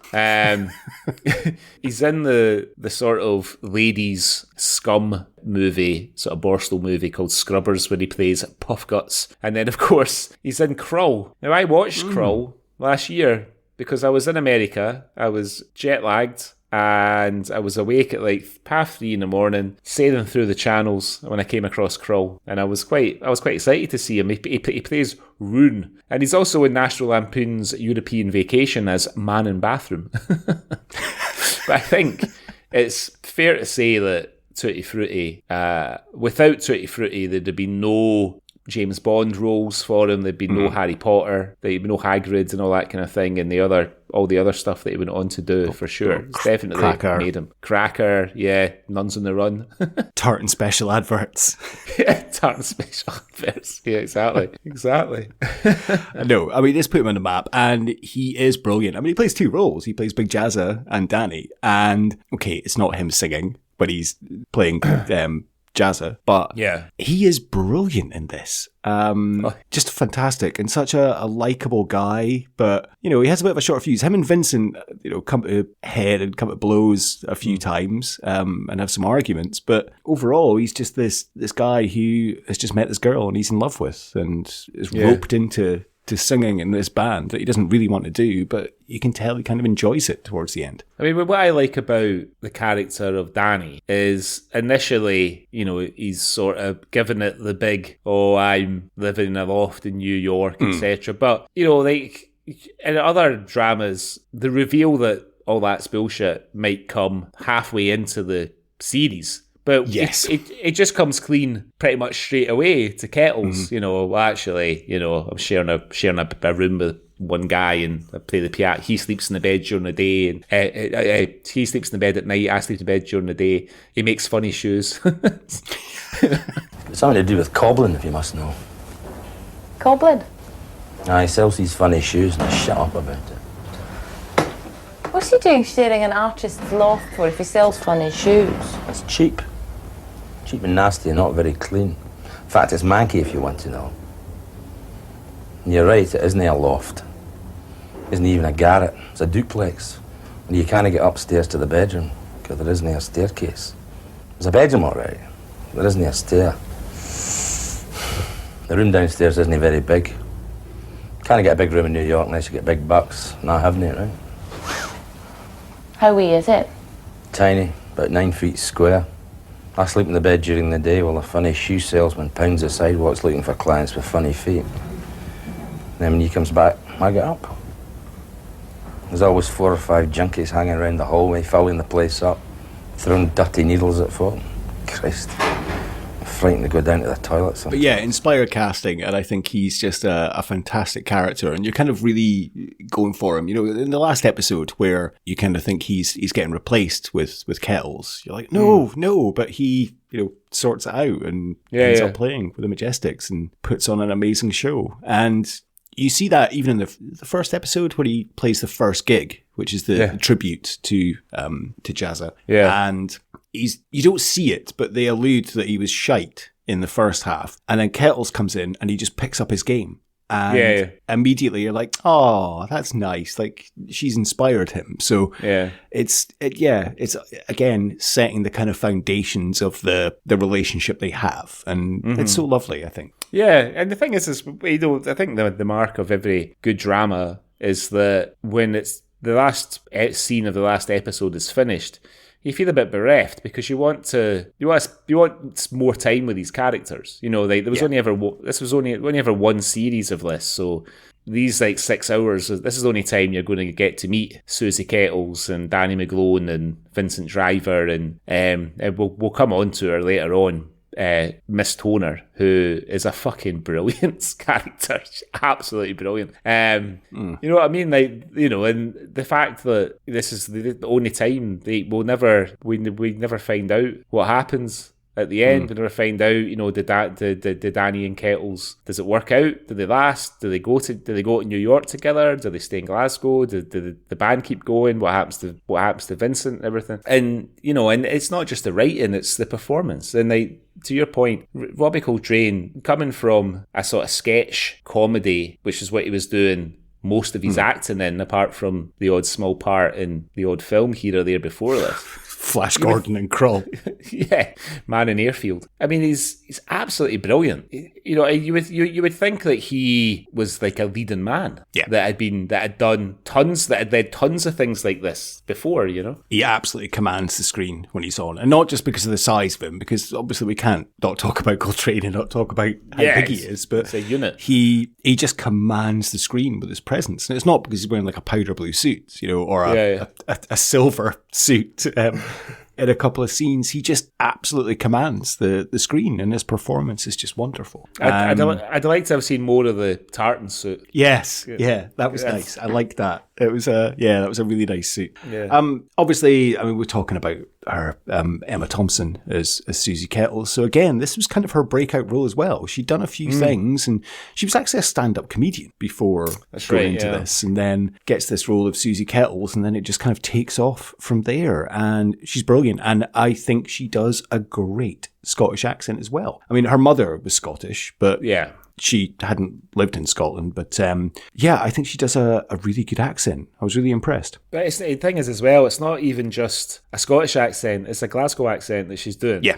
And that we know from the 91 productions that we've covered that a Scottish accent's not that easy to do. Yeah. And a lot of fine actors really struggle with it. But yeah, she's absolutely brilliant. I mean, she could. There's a one or two sort of inflections in the odd word here or there, but you have to really be listening for it. You know what I mean? Yeah, she's great. That accent is absolutely brilliant. Yeah, you're right. I think a lot of actors, they either do like an Edinburgh accent because that's kind of easy-ish because it's kind of a light Englishy brogue, or doing a Glasgow accent, you end up going like full groundskeeper Willie and hamming it up. But her accent is so, you're right, a couple of times it slips a little bit, but it's a soft Glasgow accent, and you can it's remarkable that she was able to do that. Yeah, and a great performance and a great character. And you're right, Susie Kettles is just one of the best names. Like whenever Coltrane just shouts Kettles, it's it's so good. I love it. It's the way he says it, like Kettles. You know, I just love the fact that even when they sort of hit it off and they kind of get together, he still calls her Kettles. never calls her by her first name. So the rest of the band, well, come on. Maurice Roves as Vincent, an absolute fucking tour de force of a performance. He just does everything in this. He shows anger, because that's the thing. I think Coltrane's Danny, he's kind of always in the same mood in a way. He does show anger a couple of times, but generally, Vincent just goes on this journey throughout the whole show, and you see him happy, you see him angry, like I've mentioned with the Postman Pat thing, that's just hilarious. Episode 5, when they're in the studio and he has a fight with Danny, and he's in the wheelchair going towards the wall. Hug me back! It's just episode 6 when he's on the crutches walking down the street. His slapstick comedy timing is fucking impeccable.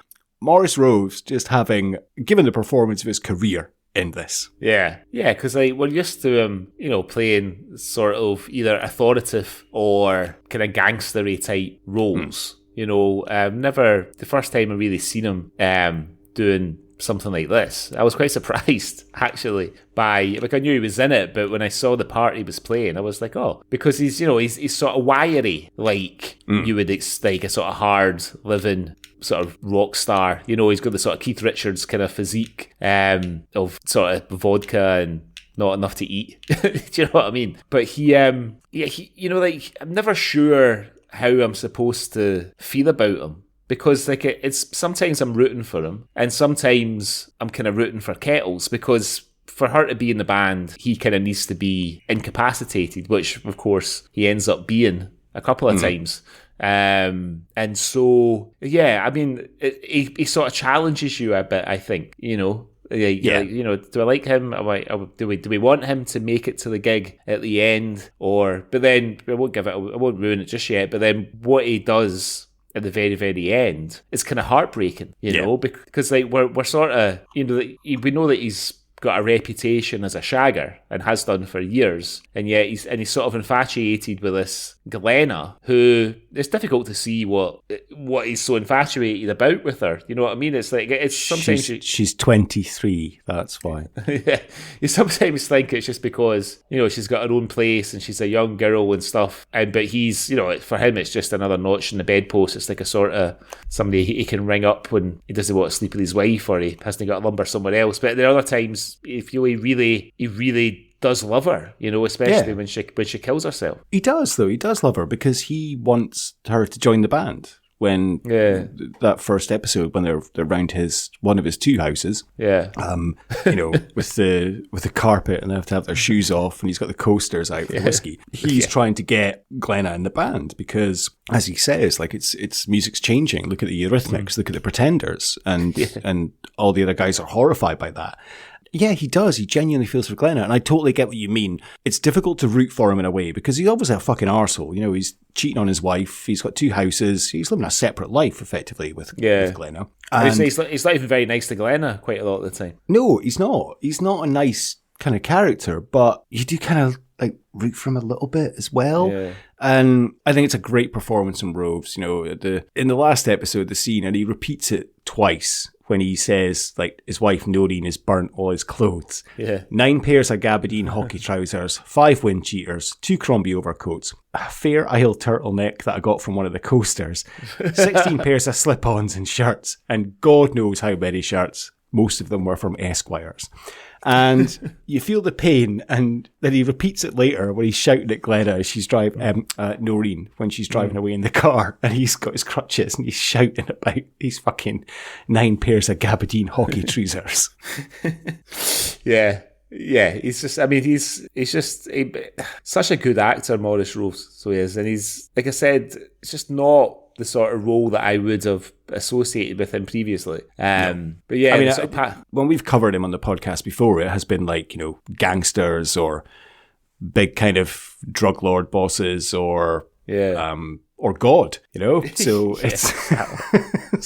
Exactly. But I mean, I was reading about his career, and I mean, he's one of these guys that was in so many things that Wikipedia can only have a partial filmography because nobody's sort of taken the time to. But he's in stuff like Oh, What a Lovely War and Escape to Victory, the Michael Caine and Pelly.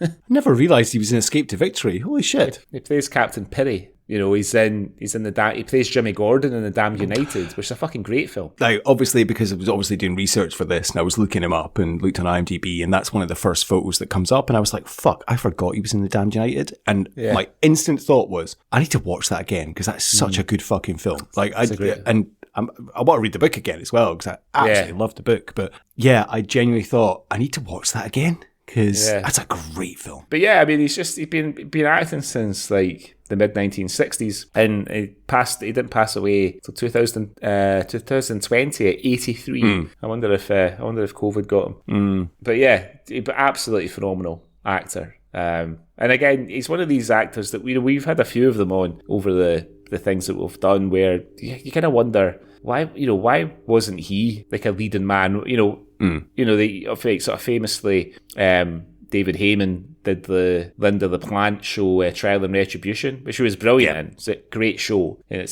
he led it. And you think, well, you can imagine Roves leading something similar, like kind of gritty sort of police procedural or something like that. But I guess not everybody can do it. Can be as lucky as others, can they? So. I mean, he's just absolutely phenomenal in this. I think he's just fantastic in this show. Just absolutely wonderful.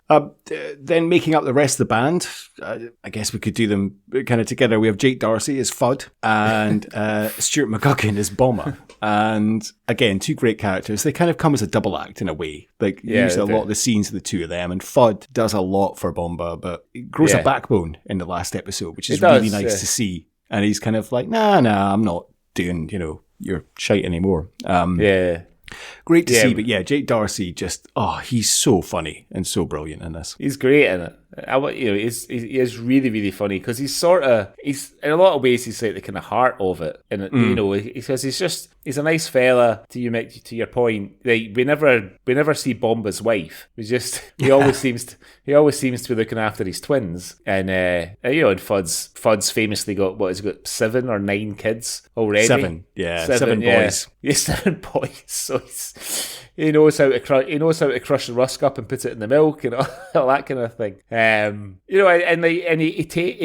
gets absolute dog's abuse from Vinny and Bomba, and from Danny, but to a much lesser extent. And it doesn't seem to faze him at all until that very last episode when he just decides that he's looking forward to playing the Pavilion. He doesn't agree with this thing that Bomba and Eddie are trying to figure to get Danny out the band. Obviously, Eddie's sore at him because he's told the TV about how they basically doctored Majestics' only hit single by buying up all the records themselves and everything. And and I think Bomba just doesn't really like him and just wants him out. And Fudd sees the value in having Danny in the band and he won't go along with it. I think to compare it to obviously the go-to for Scottish things, train spotting. Fudd is the spud of the group in terms of he's got a good heart, he's always doing the right thing, you're rooting for him, but he's just never quite there, if that makes sense. But as I say,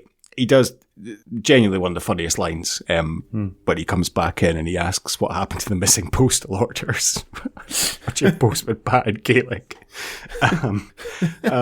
He's brilliant, absolutely brilliant. And Bomba, he's a fiery kind of character, quick to lose his temper, but obviously he's got the twins. And I do like those moments when they're rehearsing in his house and he's got the towels over the drum kit and stuff, or baby grow over to muffle the noise. And then Ron Donaghy as Dennis, their roadie, has some of the funniest lines, I think. And he is very much in it for the kind of comedic value. Even from earlier on, one of his first scenes is when he's in the van with Danny and they're speaking about Jazza's death. And he's like, to get kebabs. Nobody asked me if I wanted a kebab.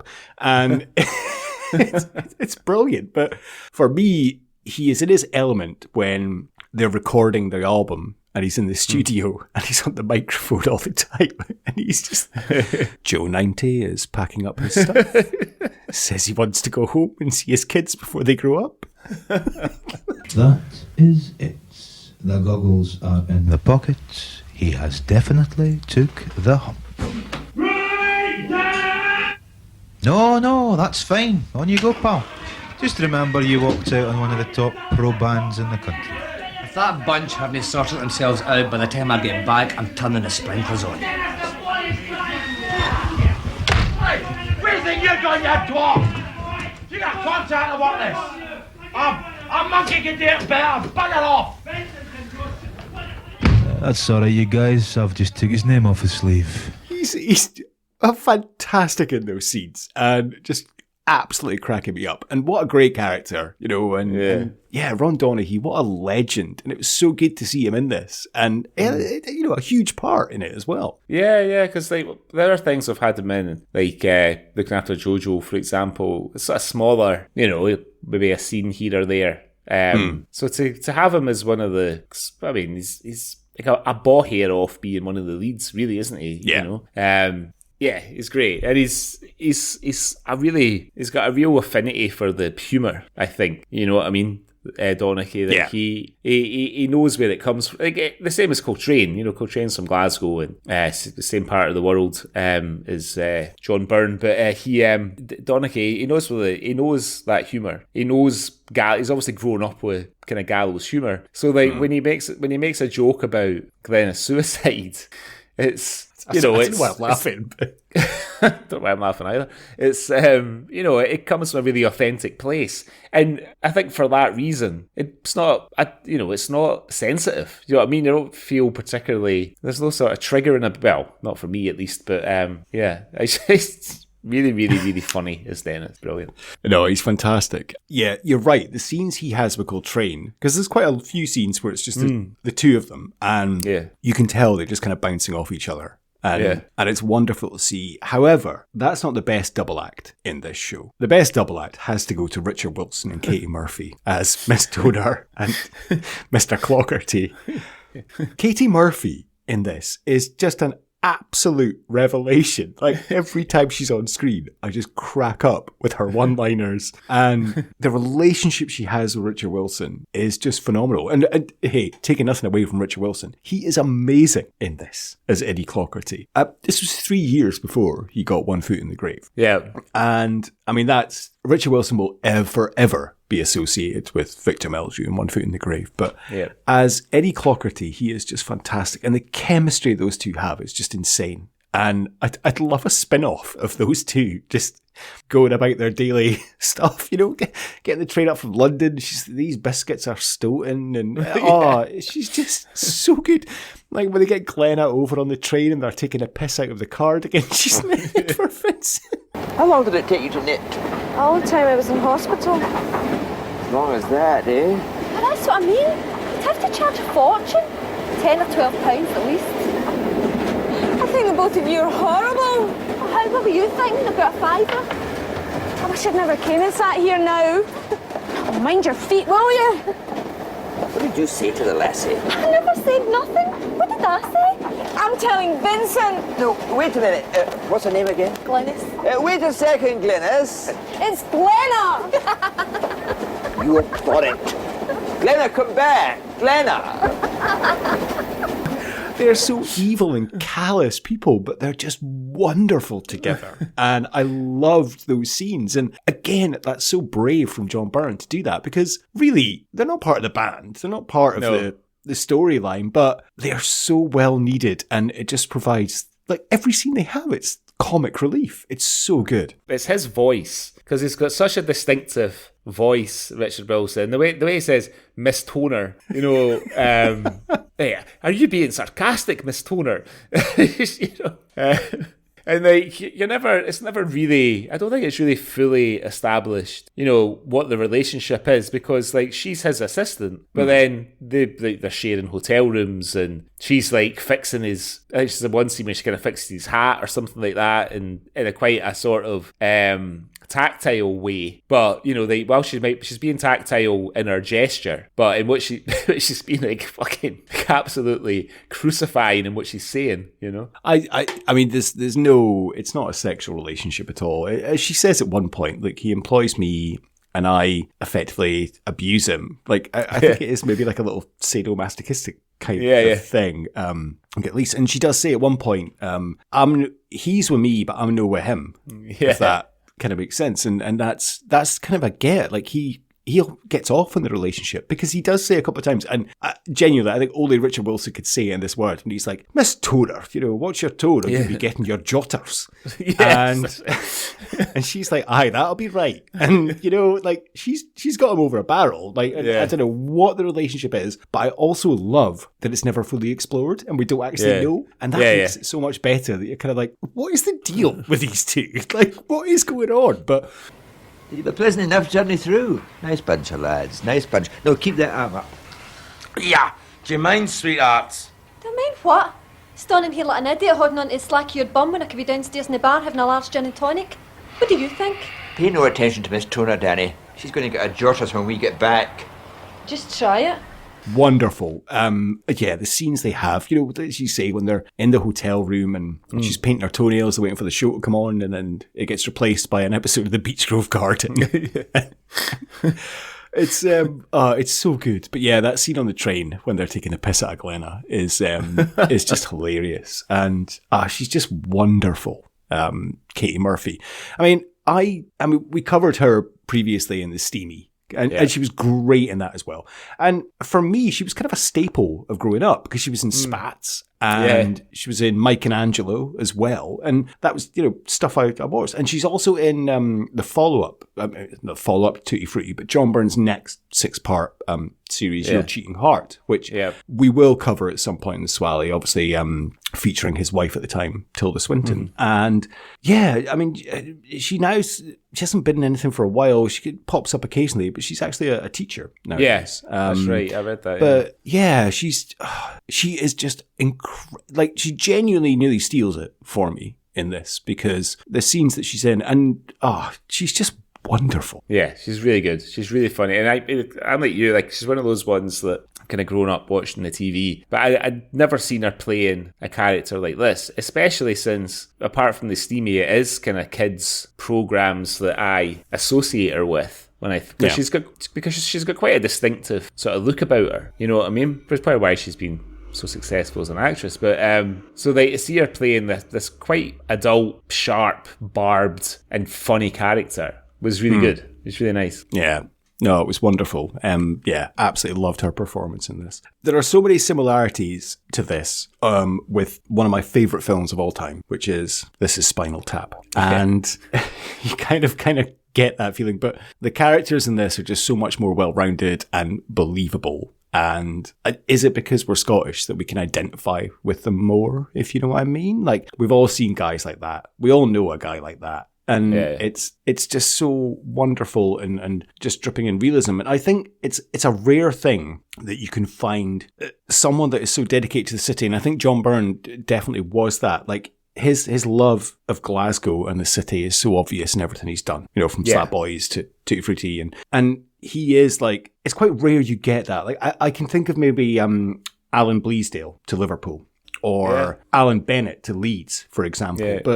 You know, John Byrne and Glasgow is just something that they just go together so well and associate. That's it. It's kind of in his DNA. He just gets it. Yeah, and the thing that I like about his writing, you know, when it comes to characterization and stuff, he's not, you know, I wouldn't go as far to say that he doesn't like his characters. I think it's the opposite. but he doesn't sort of spare them the rod. You know what I mean? If you think about, we think about the character of Vincent. So he's created the character. Maurice Rose has brought it to life. But Vincent gets stabbed in the bollocks.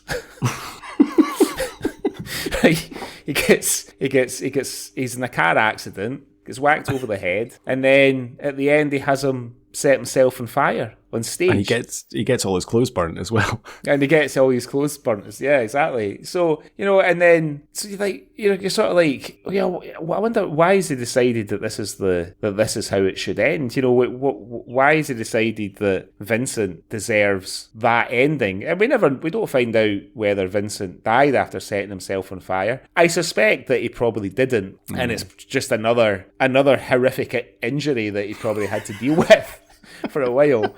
I think if there had been an episode 7 of this, I don't think we would have had. I don't think that would be the end of Vincent. I think he's too good a character for that. I mean, he's wearing obviously leather jacket and leather trousers. Now he's covered it in like 90% Polish vodka and then set himself on fire. Would the leather protect him or would it melt to him? I think it might melt to him. I think. Yeah. But I feel like Byrne would keep him alive anyway, despite just to see him suffer in the next episode. Yeah. I'd like to think that he probably did survive, but with probably life-changing injuries in terms of the... Even in Slab Boys, he sort of said, what's the main character in Slab Boys? The one not played by Gerard Kelly.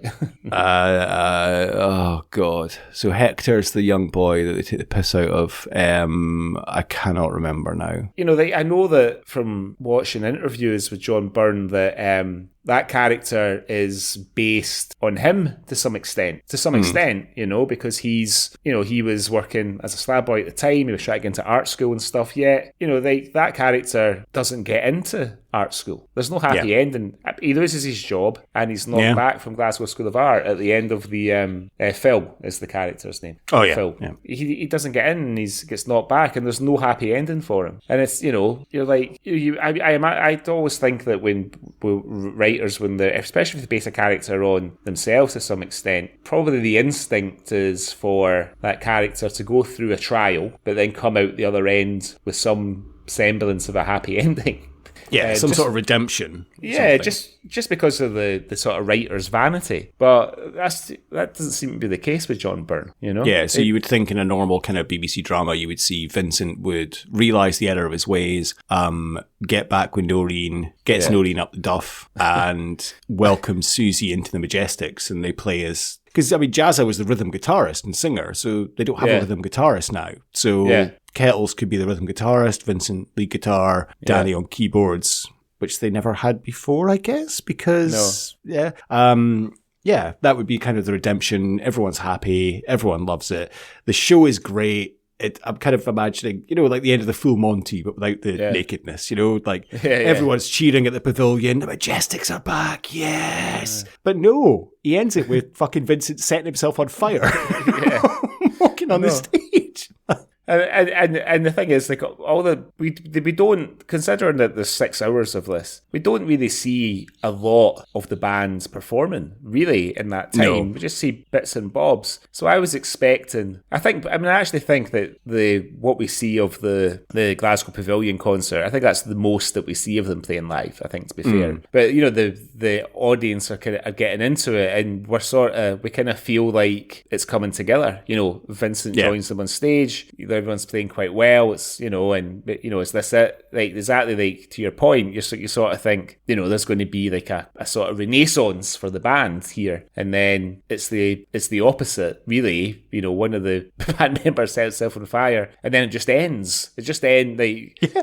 The closest thing we get to happy ending is Kettles and Danny having a very quick little kiss, right, when they're playing the song, and then we sort of think, they've kind of worked it out, that's great. And then tragedy. So legend has it that Big Jazza could drink 20 pints of heavy in one sitting. Do you think you could manage to drink 20 pints of heavy? I'm not sure I could manage to drink 5 pints of heavy in one sitting these days. I think I would struggle as well.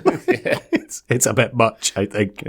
Yeah. So, but fair play to Big Jazza. Impressive, but that's obviously why he wrapped the car around a lamppost when he was out to get kebabs. And that's another great thing they do, those scenes where he's just lying in the car wrapped around the bus shelter with a kebab on his face. Like, holy fuck. But they do great things as well in terms of the flashbacks when they're on Ready, Steady, Go, and it's in black and white, and you see them performing, and you're kind of like, okay, I believe this. They were, a real band. Like, yeah, it's great. And it feels like, it does feel quite, they've done a good job of recreating that, even from the sort of black and white footage, it does look sort of old. It doesn't look like it was recorded in 1986 and they were trying to pretend it was 1966, whatever, I think it's very cleverly done as well, because they only really focus on Coltrane. And that's the thing about Coltrane in this. He could be any age. Robbie Coltrane in this could be 25. He could be 45. You don't really know. Whereas, and if you look at the black and white clips, they never really focus on Bomba or Jake Darcy or Morris Roves because, they obviously couldn't de-age them, so to speak. Yeah.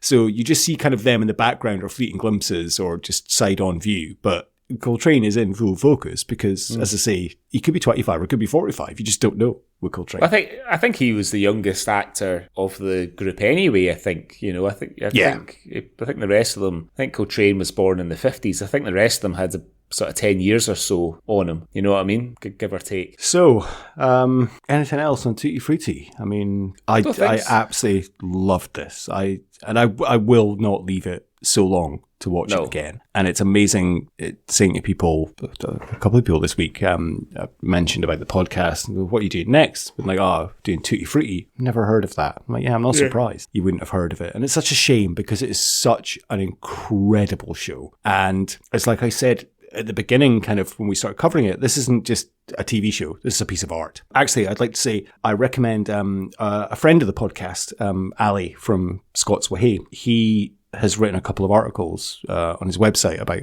Tutti Frutti, one specifically, and then one was about Robbie Coltrane. And Tutti Frutti is his favourite TV show, and he is genuinely the absolute master of Scottish culture and pop culture and TV shows and music and books, and I would bow to him in terms of his knowledge, and Tutti Frutti is his favourite ever TV show. So I will put a link in the description of this podcast to the article that Ali has written on his website, scotswahey.com, about Tutti Frutti. But I would highly recommend anyone to read that, because it's lovely to read someone that was, I'm sure Ali won't mind me saying this, older enough to appreciate it when it first aired, because we were both probably a little bit too young. Yeah. And then he hadn't seen it for like 20 years because he couldn't. And then he bought it on DVD and wrote this article. And spoiler alert, he's like, it's just as wonderful as I remembered. So, So I'll put a link in the description of this podcast, scotswahey.com.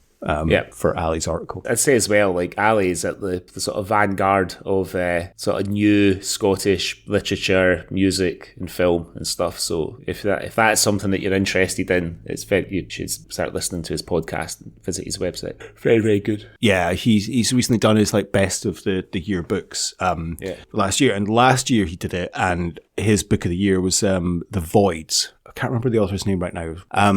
And I downloaded it after hearing his review of it, and I read it, and it's genuinely one of the best books I've ever read. And I listened to his Best of the Books episode this year, and I've downloaded about 5 books that he spoke about, and can't wait to get into them, because, Ali's just an amazing, absolute fountain of knowledge. So we can put Tutti Frutti through our awards, I think. So our first award is the Bobby the Barman Award for the best or your favourite pub. So there is Susie's bar that she works in, which did you recognise that? It's Chimichangas on Great Western Road of Glasgow. It's now called Cooper's. I don't think so. I remember hearing about Chimichangas, but I was never ever in it. So it was a proper actual bar. Chimichangas in Glasgow, so that's where that was filmed. That was quite nice, but something, I'd rather have a pint in the hotel bar in Bucky where Vincent gets stabbed. I did like, I also like the Greek restaurant that Eddie does his business in. Yes. It's something, I don't know, maybe it's just the hospitality person in me, but it feels very, I mean, I'm sure that is probably a real restaurant as well. Yeah. That they've just used. Feels like it. I feel like all this was done on location. Because Emma Thompson told a story about when they are filming on the boat. As we watched it, I watched her on Wogan, and she tells a story of when her and Robbie Coltrane were doing the kind of two-hander scene on the boat in Bucky Harbour, and all the boats have been told to stay at the harbour, and one Russian boat almost wasn't told in time and was bearing down on them. So I think that I feel like it's very, very much on location. I don't think they've used any studio for any of the scenes. So the next one is a tough one, I think, because there's a lot to choose from, but it's the James Cosmo Award for being in everything Scottish. A lot to choose from. I went with Ron Donaghy, though. I went with Darcy / Donaghy, because I just couldn't pick between the two of them. It's a good shout. Actually, yeah, something, you're right. Darcy has popped up in so many things. Like, if you think of, like, the one episodes, that he's in, probably Rhapsody Nesbitt, City Lights, yeah, you're right. Darcy's a great shout as well. It has to be between the two of them, I would say. Yeah. Even Dave Anderson pops up for like a really quick scene, doesn't he? Of course. We didn't even speak about Dave Anderson. Yeah, very quick scene. And he's great. But yeah, of course, Dave Anderson. But he's not in it enough to count, no, I would say, for being everything Scottish. So. But yeah, out of the main cast, it has to be... it's Donaghy or Darcy. I think we can let them shade it this week. Yeah, for sure. Next one then, Jake McQuillan, your Teazoot Award. What did you go for this? I went with Vinny getting plunged in the bar in Bucky, because it just comes out of nowhere. That's the funny thing, because there is quite a lot of violence in this, but it's all off screen. So there's a couple of fights between the band members, but you never see it. No. You don't see Vincent getting stabbed. Same as, which I've gone for, which I thought was a good teaser, is Danny attacking Stuart, the evil dentist, with a drill. That's right. You see him approaching, and then it's just off screen. And there's no violence at all in this in terms of on-screen kind of action or fighting. Even when Noreen batters Glenna and covers her in rock cakes, like, it's off screen. Yeah. You just see Glenna covered in cake. So yeah, I think it's really well done. But yeah, I went with Danny attacking Stuart. Yeah, I think it has to be. I think they have to do it like that, because if you see these characters, actually see them knocking lumps out of each other, it sort of takes something away from it. But just, the fact that it happens off screen sort of adds to the humour. Because Danny holding somebody down and drilling holes in their teeth is pretty shocking to see that happen on screen. But hearing that Danny has held someone down and drilled holes in their teeth, and then you see the dentist at the police station going through the mugshots and stuff, that's high comedy. You know what I mean? It's perfect timing, though, because it switches to, you hear the drill and then you hear a scream, but it cuts to the receptionist smiling because she thinks it's Danny that's getting hurt. Yeah, exactly. And I'm watching Tutti Frutti. I'm not watching Marathon Man. So I don't want to see that. So yeah, it's so well done, and I think a genius part of writing and direction there. Really good. So the next one is the Ewan McGregor Award for gratuitous nudity. So there's not really any gratuitous nudity as such, but we do get a wee glimpse of Emma Thompson's bum. Yes, when Danny's getting the paintings out from under the bed and she kind of climbs over him to stop him. Yes, I have written down Emma Thompson's bottom. It's my nudity, and we'll leave it at that. But what a lovely bottom it was. It certainly was, and I'm sure still is. So the next awards then is the Francis Begbie Award for gratuitous swearing. So my pick in this, it's not really gratuitous swearing. It's got a wee bit of swearing in it, but I wound it back 3 or 4 times because I couldn't stop laughing. And it's when Kettles and Danny are having a row in the hotel, and she's going out to get toothpaste. She's trying to go out to get toothpaste, and they're still rowing. And she storms out, and he goes, "Kettles, get back in here, damn it!" And there's a couple of beats go by, and she sticks her head in the doorframe, and it says, "Don't get the stripy stuff, it hurts my gums." So over the last week, I have watched this twice, and I paid very special attention the second time I watched it. There's no swearing in this. No. They're just the odd bastard and bloody. Yeah, there's Danny calls Susie a heartless bitch at one point, and Susie calls Stuart a bastard. Yeah. And there's the odd bugger. That's it. Yeah, there's no shits. There's no fucks. There's no C words. There's nothing. Bitch and bastard and bugger are as hard as it goes. And I find that, first of all, quite incredible, but also, like, John Byrne, you're a fucking genius. Like, you have managed to make this show that is kind of a hard, edgy, dark show. Yeah. And there's no swearing. There's no nudity. Like, what is the problem? Like, why did your mum not let you watch this? There's nothing bad about it. Like, there's no swearing, there's no nudity, it's nothing... Okay, a guy sets himself on fire, but, you know...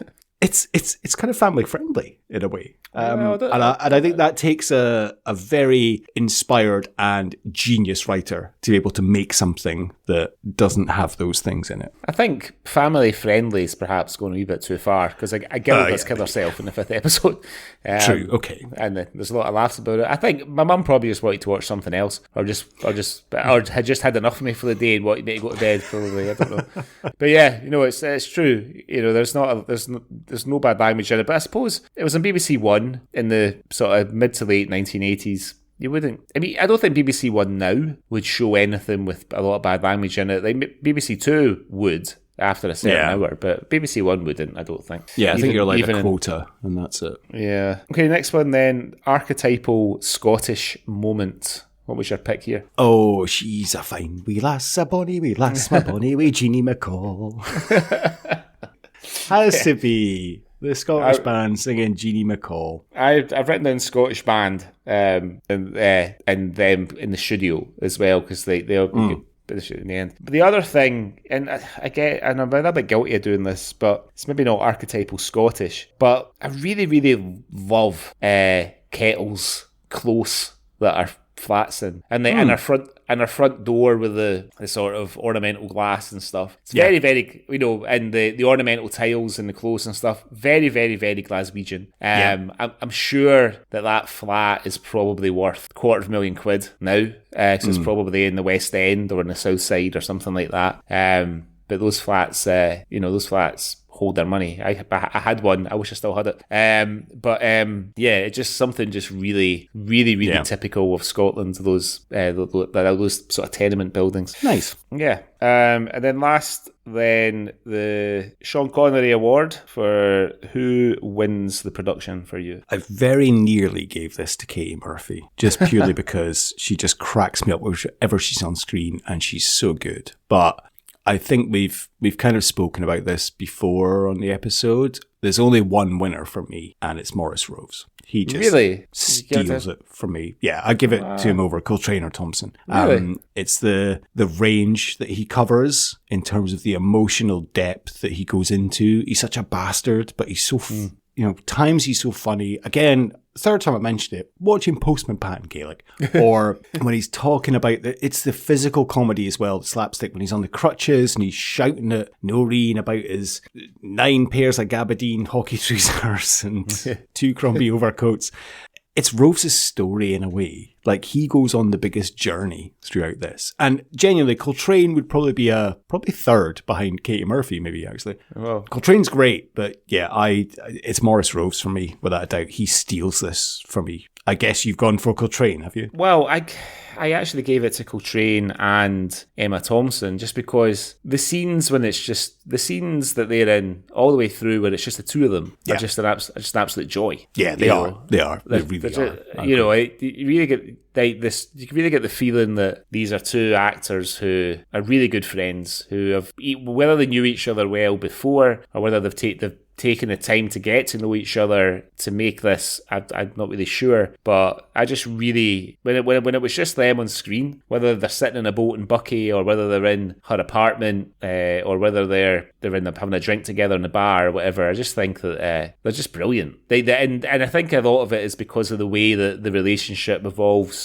over the show, and Danny's kind of burgeoning feelings for Kettles, Kettles, I think, kind of burgeoning but reluctant feelings for him, and then you start to understand why, because you think, why would she be attracted to a big fucking lump like Danny, this big sort of heavy guy and stuff, and then you understand that, well, she's been mistreated, and really she's probably a bit lonely, and she's got a repertoire with him, and she sort of sees the good in him that he evidently doesn't really see himself. You know what I mean? She sort of sees his potential and stuff, and all this comes out of their performance. It's not written. There's no like little scenes of exposition of her saying, I know that you're a good guy, Danny, or I'm just really looking for like a nice guy, whatever. It all comes out in the subtlety of the writing and their performances. So for me, I do appreciate your choice there. I think Maurice Robes is brilliant, but for me personally, it was those two that did it for me. I can understand that. And I would imagine they probably did know each other because, like I say, Emma Thompson was a stand-up comedian before she did this. And I guess they probably knew each other from the scene because obviously Coltrane was quite well into comedy. I also watched that interview that you watched on Wogan with Emma Thompson. And when Terry mentions Robbie Coltrane, you just see Emma Thompson's face just light up. And she's so pleased to be speaking about him. She's like, he's wonderful. And that relationship they have on screen is incredible. And it's like I said earlier in the episode, and exactly as you've just said there, you're kind of looking at the two of them. You're like, how the fuck would they ever end up together? Yeah. But the way it's built up over the 6 episodes, when it happens, you're not like, oh, for fuck's sake, I knew this was going to happen. Or like, I don't believe this. You are invested. And you're like, go on, man. Go on, Danny. Go on, Kells. Like, you two, you belong together. Come on. And it's wonderful. So I agree with you, but I don't agree with you because I'm still giving it to Maurice Robes. Fair enough. Anyway, that was Tutti Frutti. It was my choice. If you haven't seen it, I think maybe we should cut in a bit of a spoiler warning at the beginning, because we've spoken about all the best bits. But if you haven't seen it, you can get it on Apple TV. It's there. It's for sale there. I would urge you to rush out and get it. It's only a $5. It's really, really good. So that was my choice. Agree. Yeah, sorry, forgetting. I'm out of practice. So it was my choice, Tutti Frutti, for our first sort of proper episode of 2024, which means the bottle spins back to you. What are we watching for the next episode? So my next choice is a listener recommendation, Greg. Not a request. It was a recommendation, so I'm stealing it as my choice, and it is from everyone's favourite Canadian baker, Strong Henry, who is of course a long-time listener to the podcast, and he recommended a couple of films to us, which I watched one over the festive period and I really enjoyed it, so I'm picking it as my next choice. So we're going back to 1992. Or we're going forward to 1992 because we've just been in 1987. And we're looking at a film directed by Stefan Schwartz, not the ex-Sweden footballer, but English film director. And this film stars Peter Capaldi, Elaine Collins, who later went on to be Peter Capaldi's wife, and Richard Wilson making back-to-back appearances on the Culture Swally. It's the 1992 film Soft Top, Hard Shoulder, which is available on YouTube for everyone to watch if you want to do your homework. So, cool. Next episode of Swally, Soft Top, Hard Shoulder. Cool. Look forward to watching that. I've never seen it. So, look forward to watching that this week. Well, thanks to Strong Henry for his recommendation. And thank you, everyone, for listening. I hope you enjoyed the show. If you want to get in touch with us, you can. You can email us on cultureswally@gmail.com. Or you can follow us on the socials. We're on Insta @cultureswallypod. Or we're on X, which is now known as Twitter. Sometimes called Twitter. No, commonly referred to as Twitter, or sometimes known as Twitter, @SwallyPod. I think we're on Threads as well, Greg. I think it's @CultureSwallyPod on Threads, but we haven't really posted much there. But we are going to up our social game this year, so we're going to try that. So follow us on the socials, get in touch, or you can look at our wonderful website as well, can't you? And you have sent me an article for the website that I haven't read yet, and I'm going to do that this afternoon, Greg. New content incoming on the website. We've got a website, cultureswally.com, where you'll find links to all our episodes, some articles. There's a little article about Scottish horror, where we talk about Tam O'Shanter, the poem. So perhaps a little bit of a timely reading in time for Burns Night when this episode goes out. But come and find us over there, and you can get in touch with us straight from the website as well. Fantastic. Right, I hope you have a wonderful Burns Night, Greg. And I guess the only thing that's left to say is a wap babaloo bap, a wap bam boom. Just going to cut it there. Right, till next time. Till next time. It was fun telling you what she did. You Glenna? Don't tell us she made out of bed for me. Noreen. Burnt all my clobber. 9 pairs of gabardine hockey trousers, 5 wind cheaters, 2 Crombie overcoats, a Fair Isle turtleneck which I got for one of the coasters, 16 pairs of slip-ons, and shirts. God alone knows how many shirts you must have torched. All of them from Esquire's. Must have been some place. You don't go out of your way to fall head over heels for some doll. It just happens. Aye, right.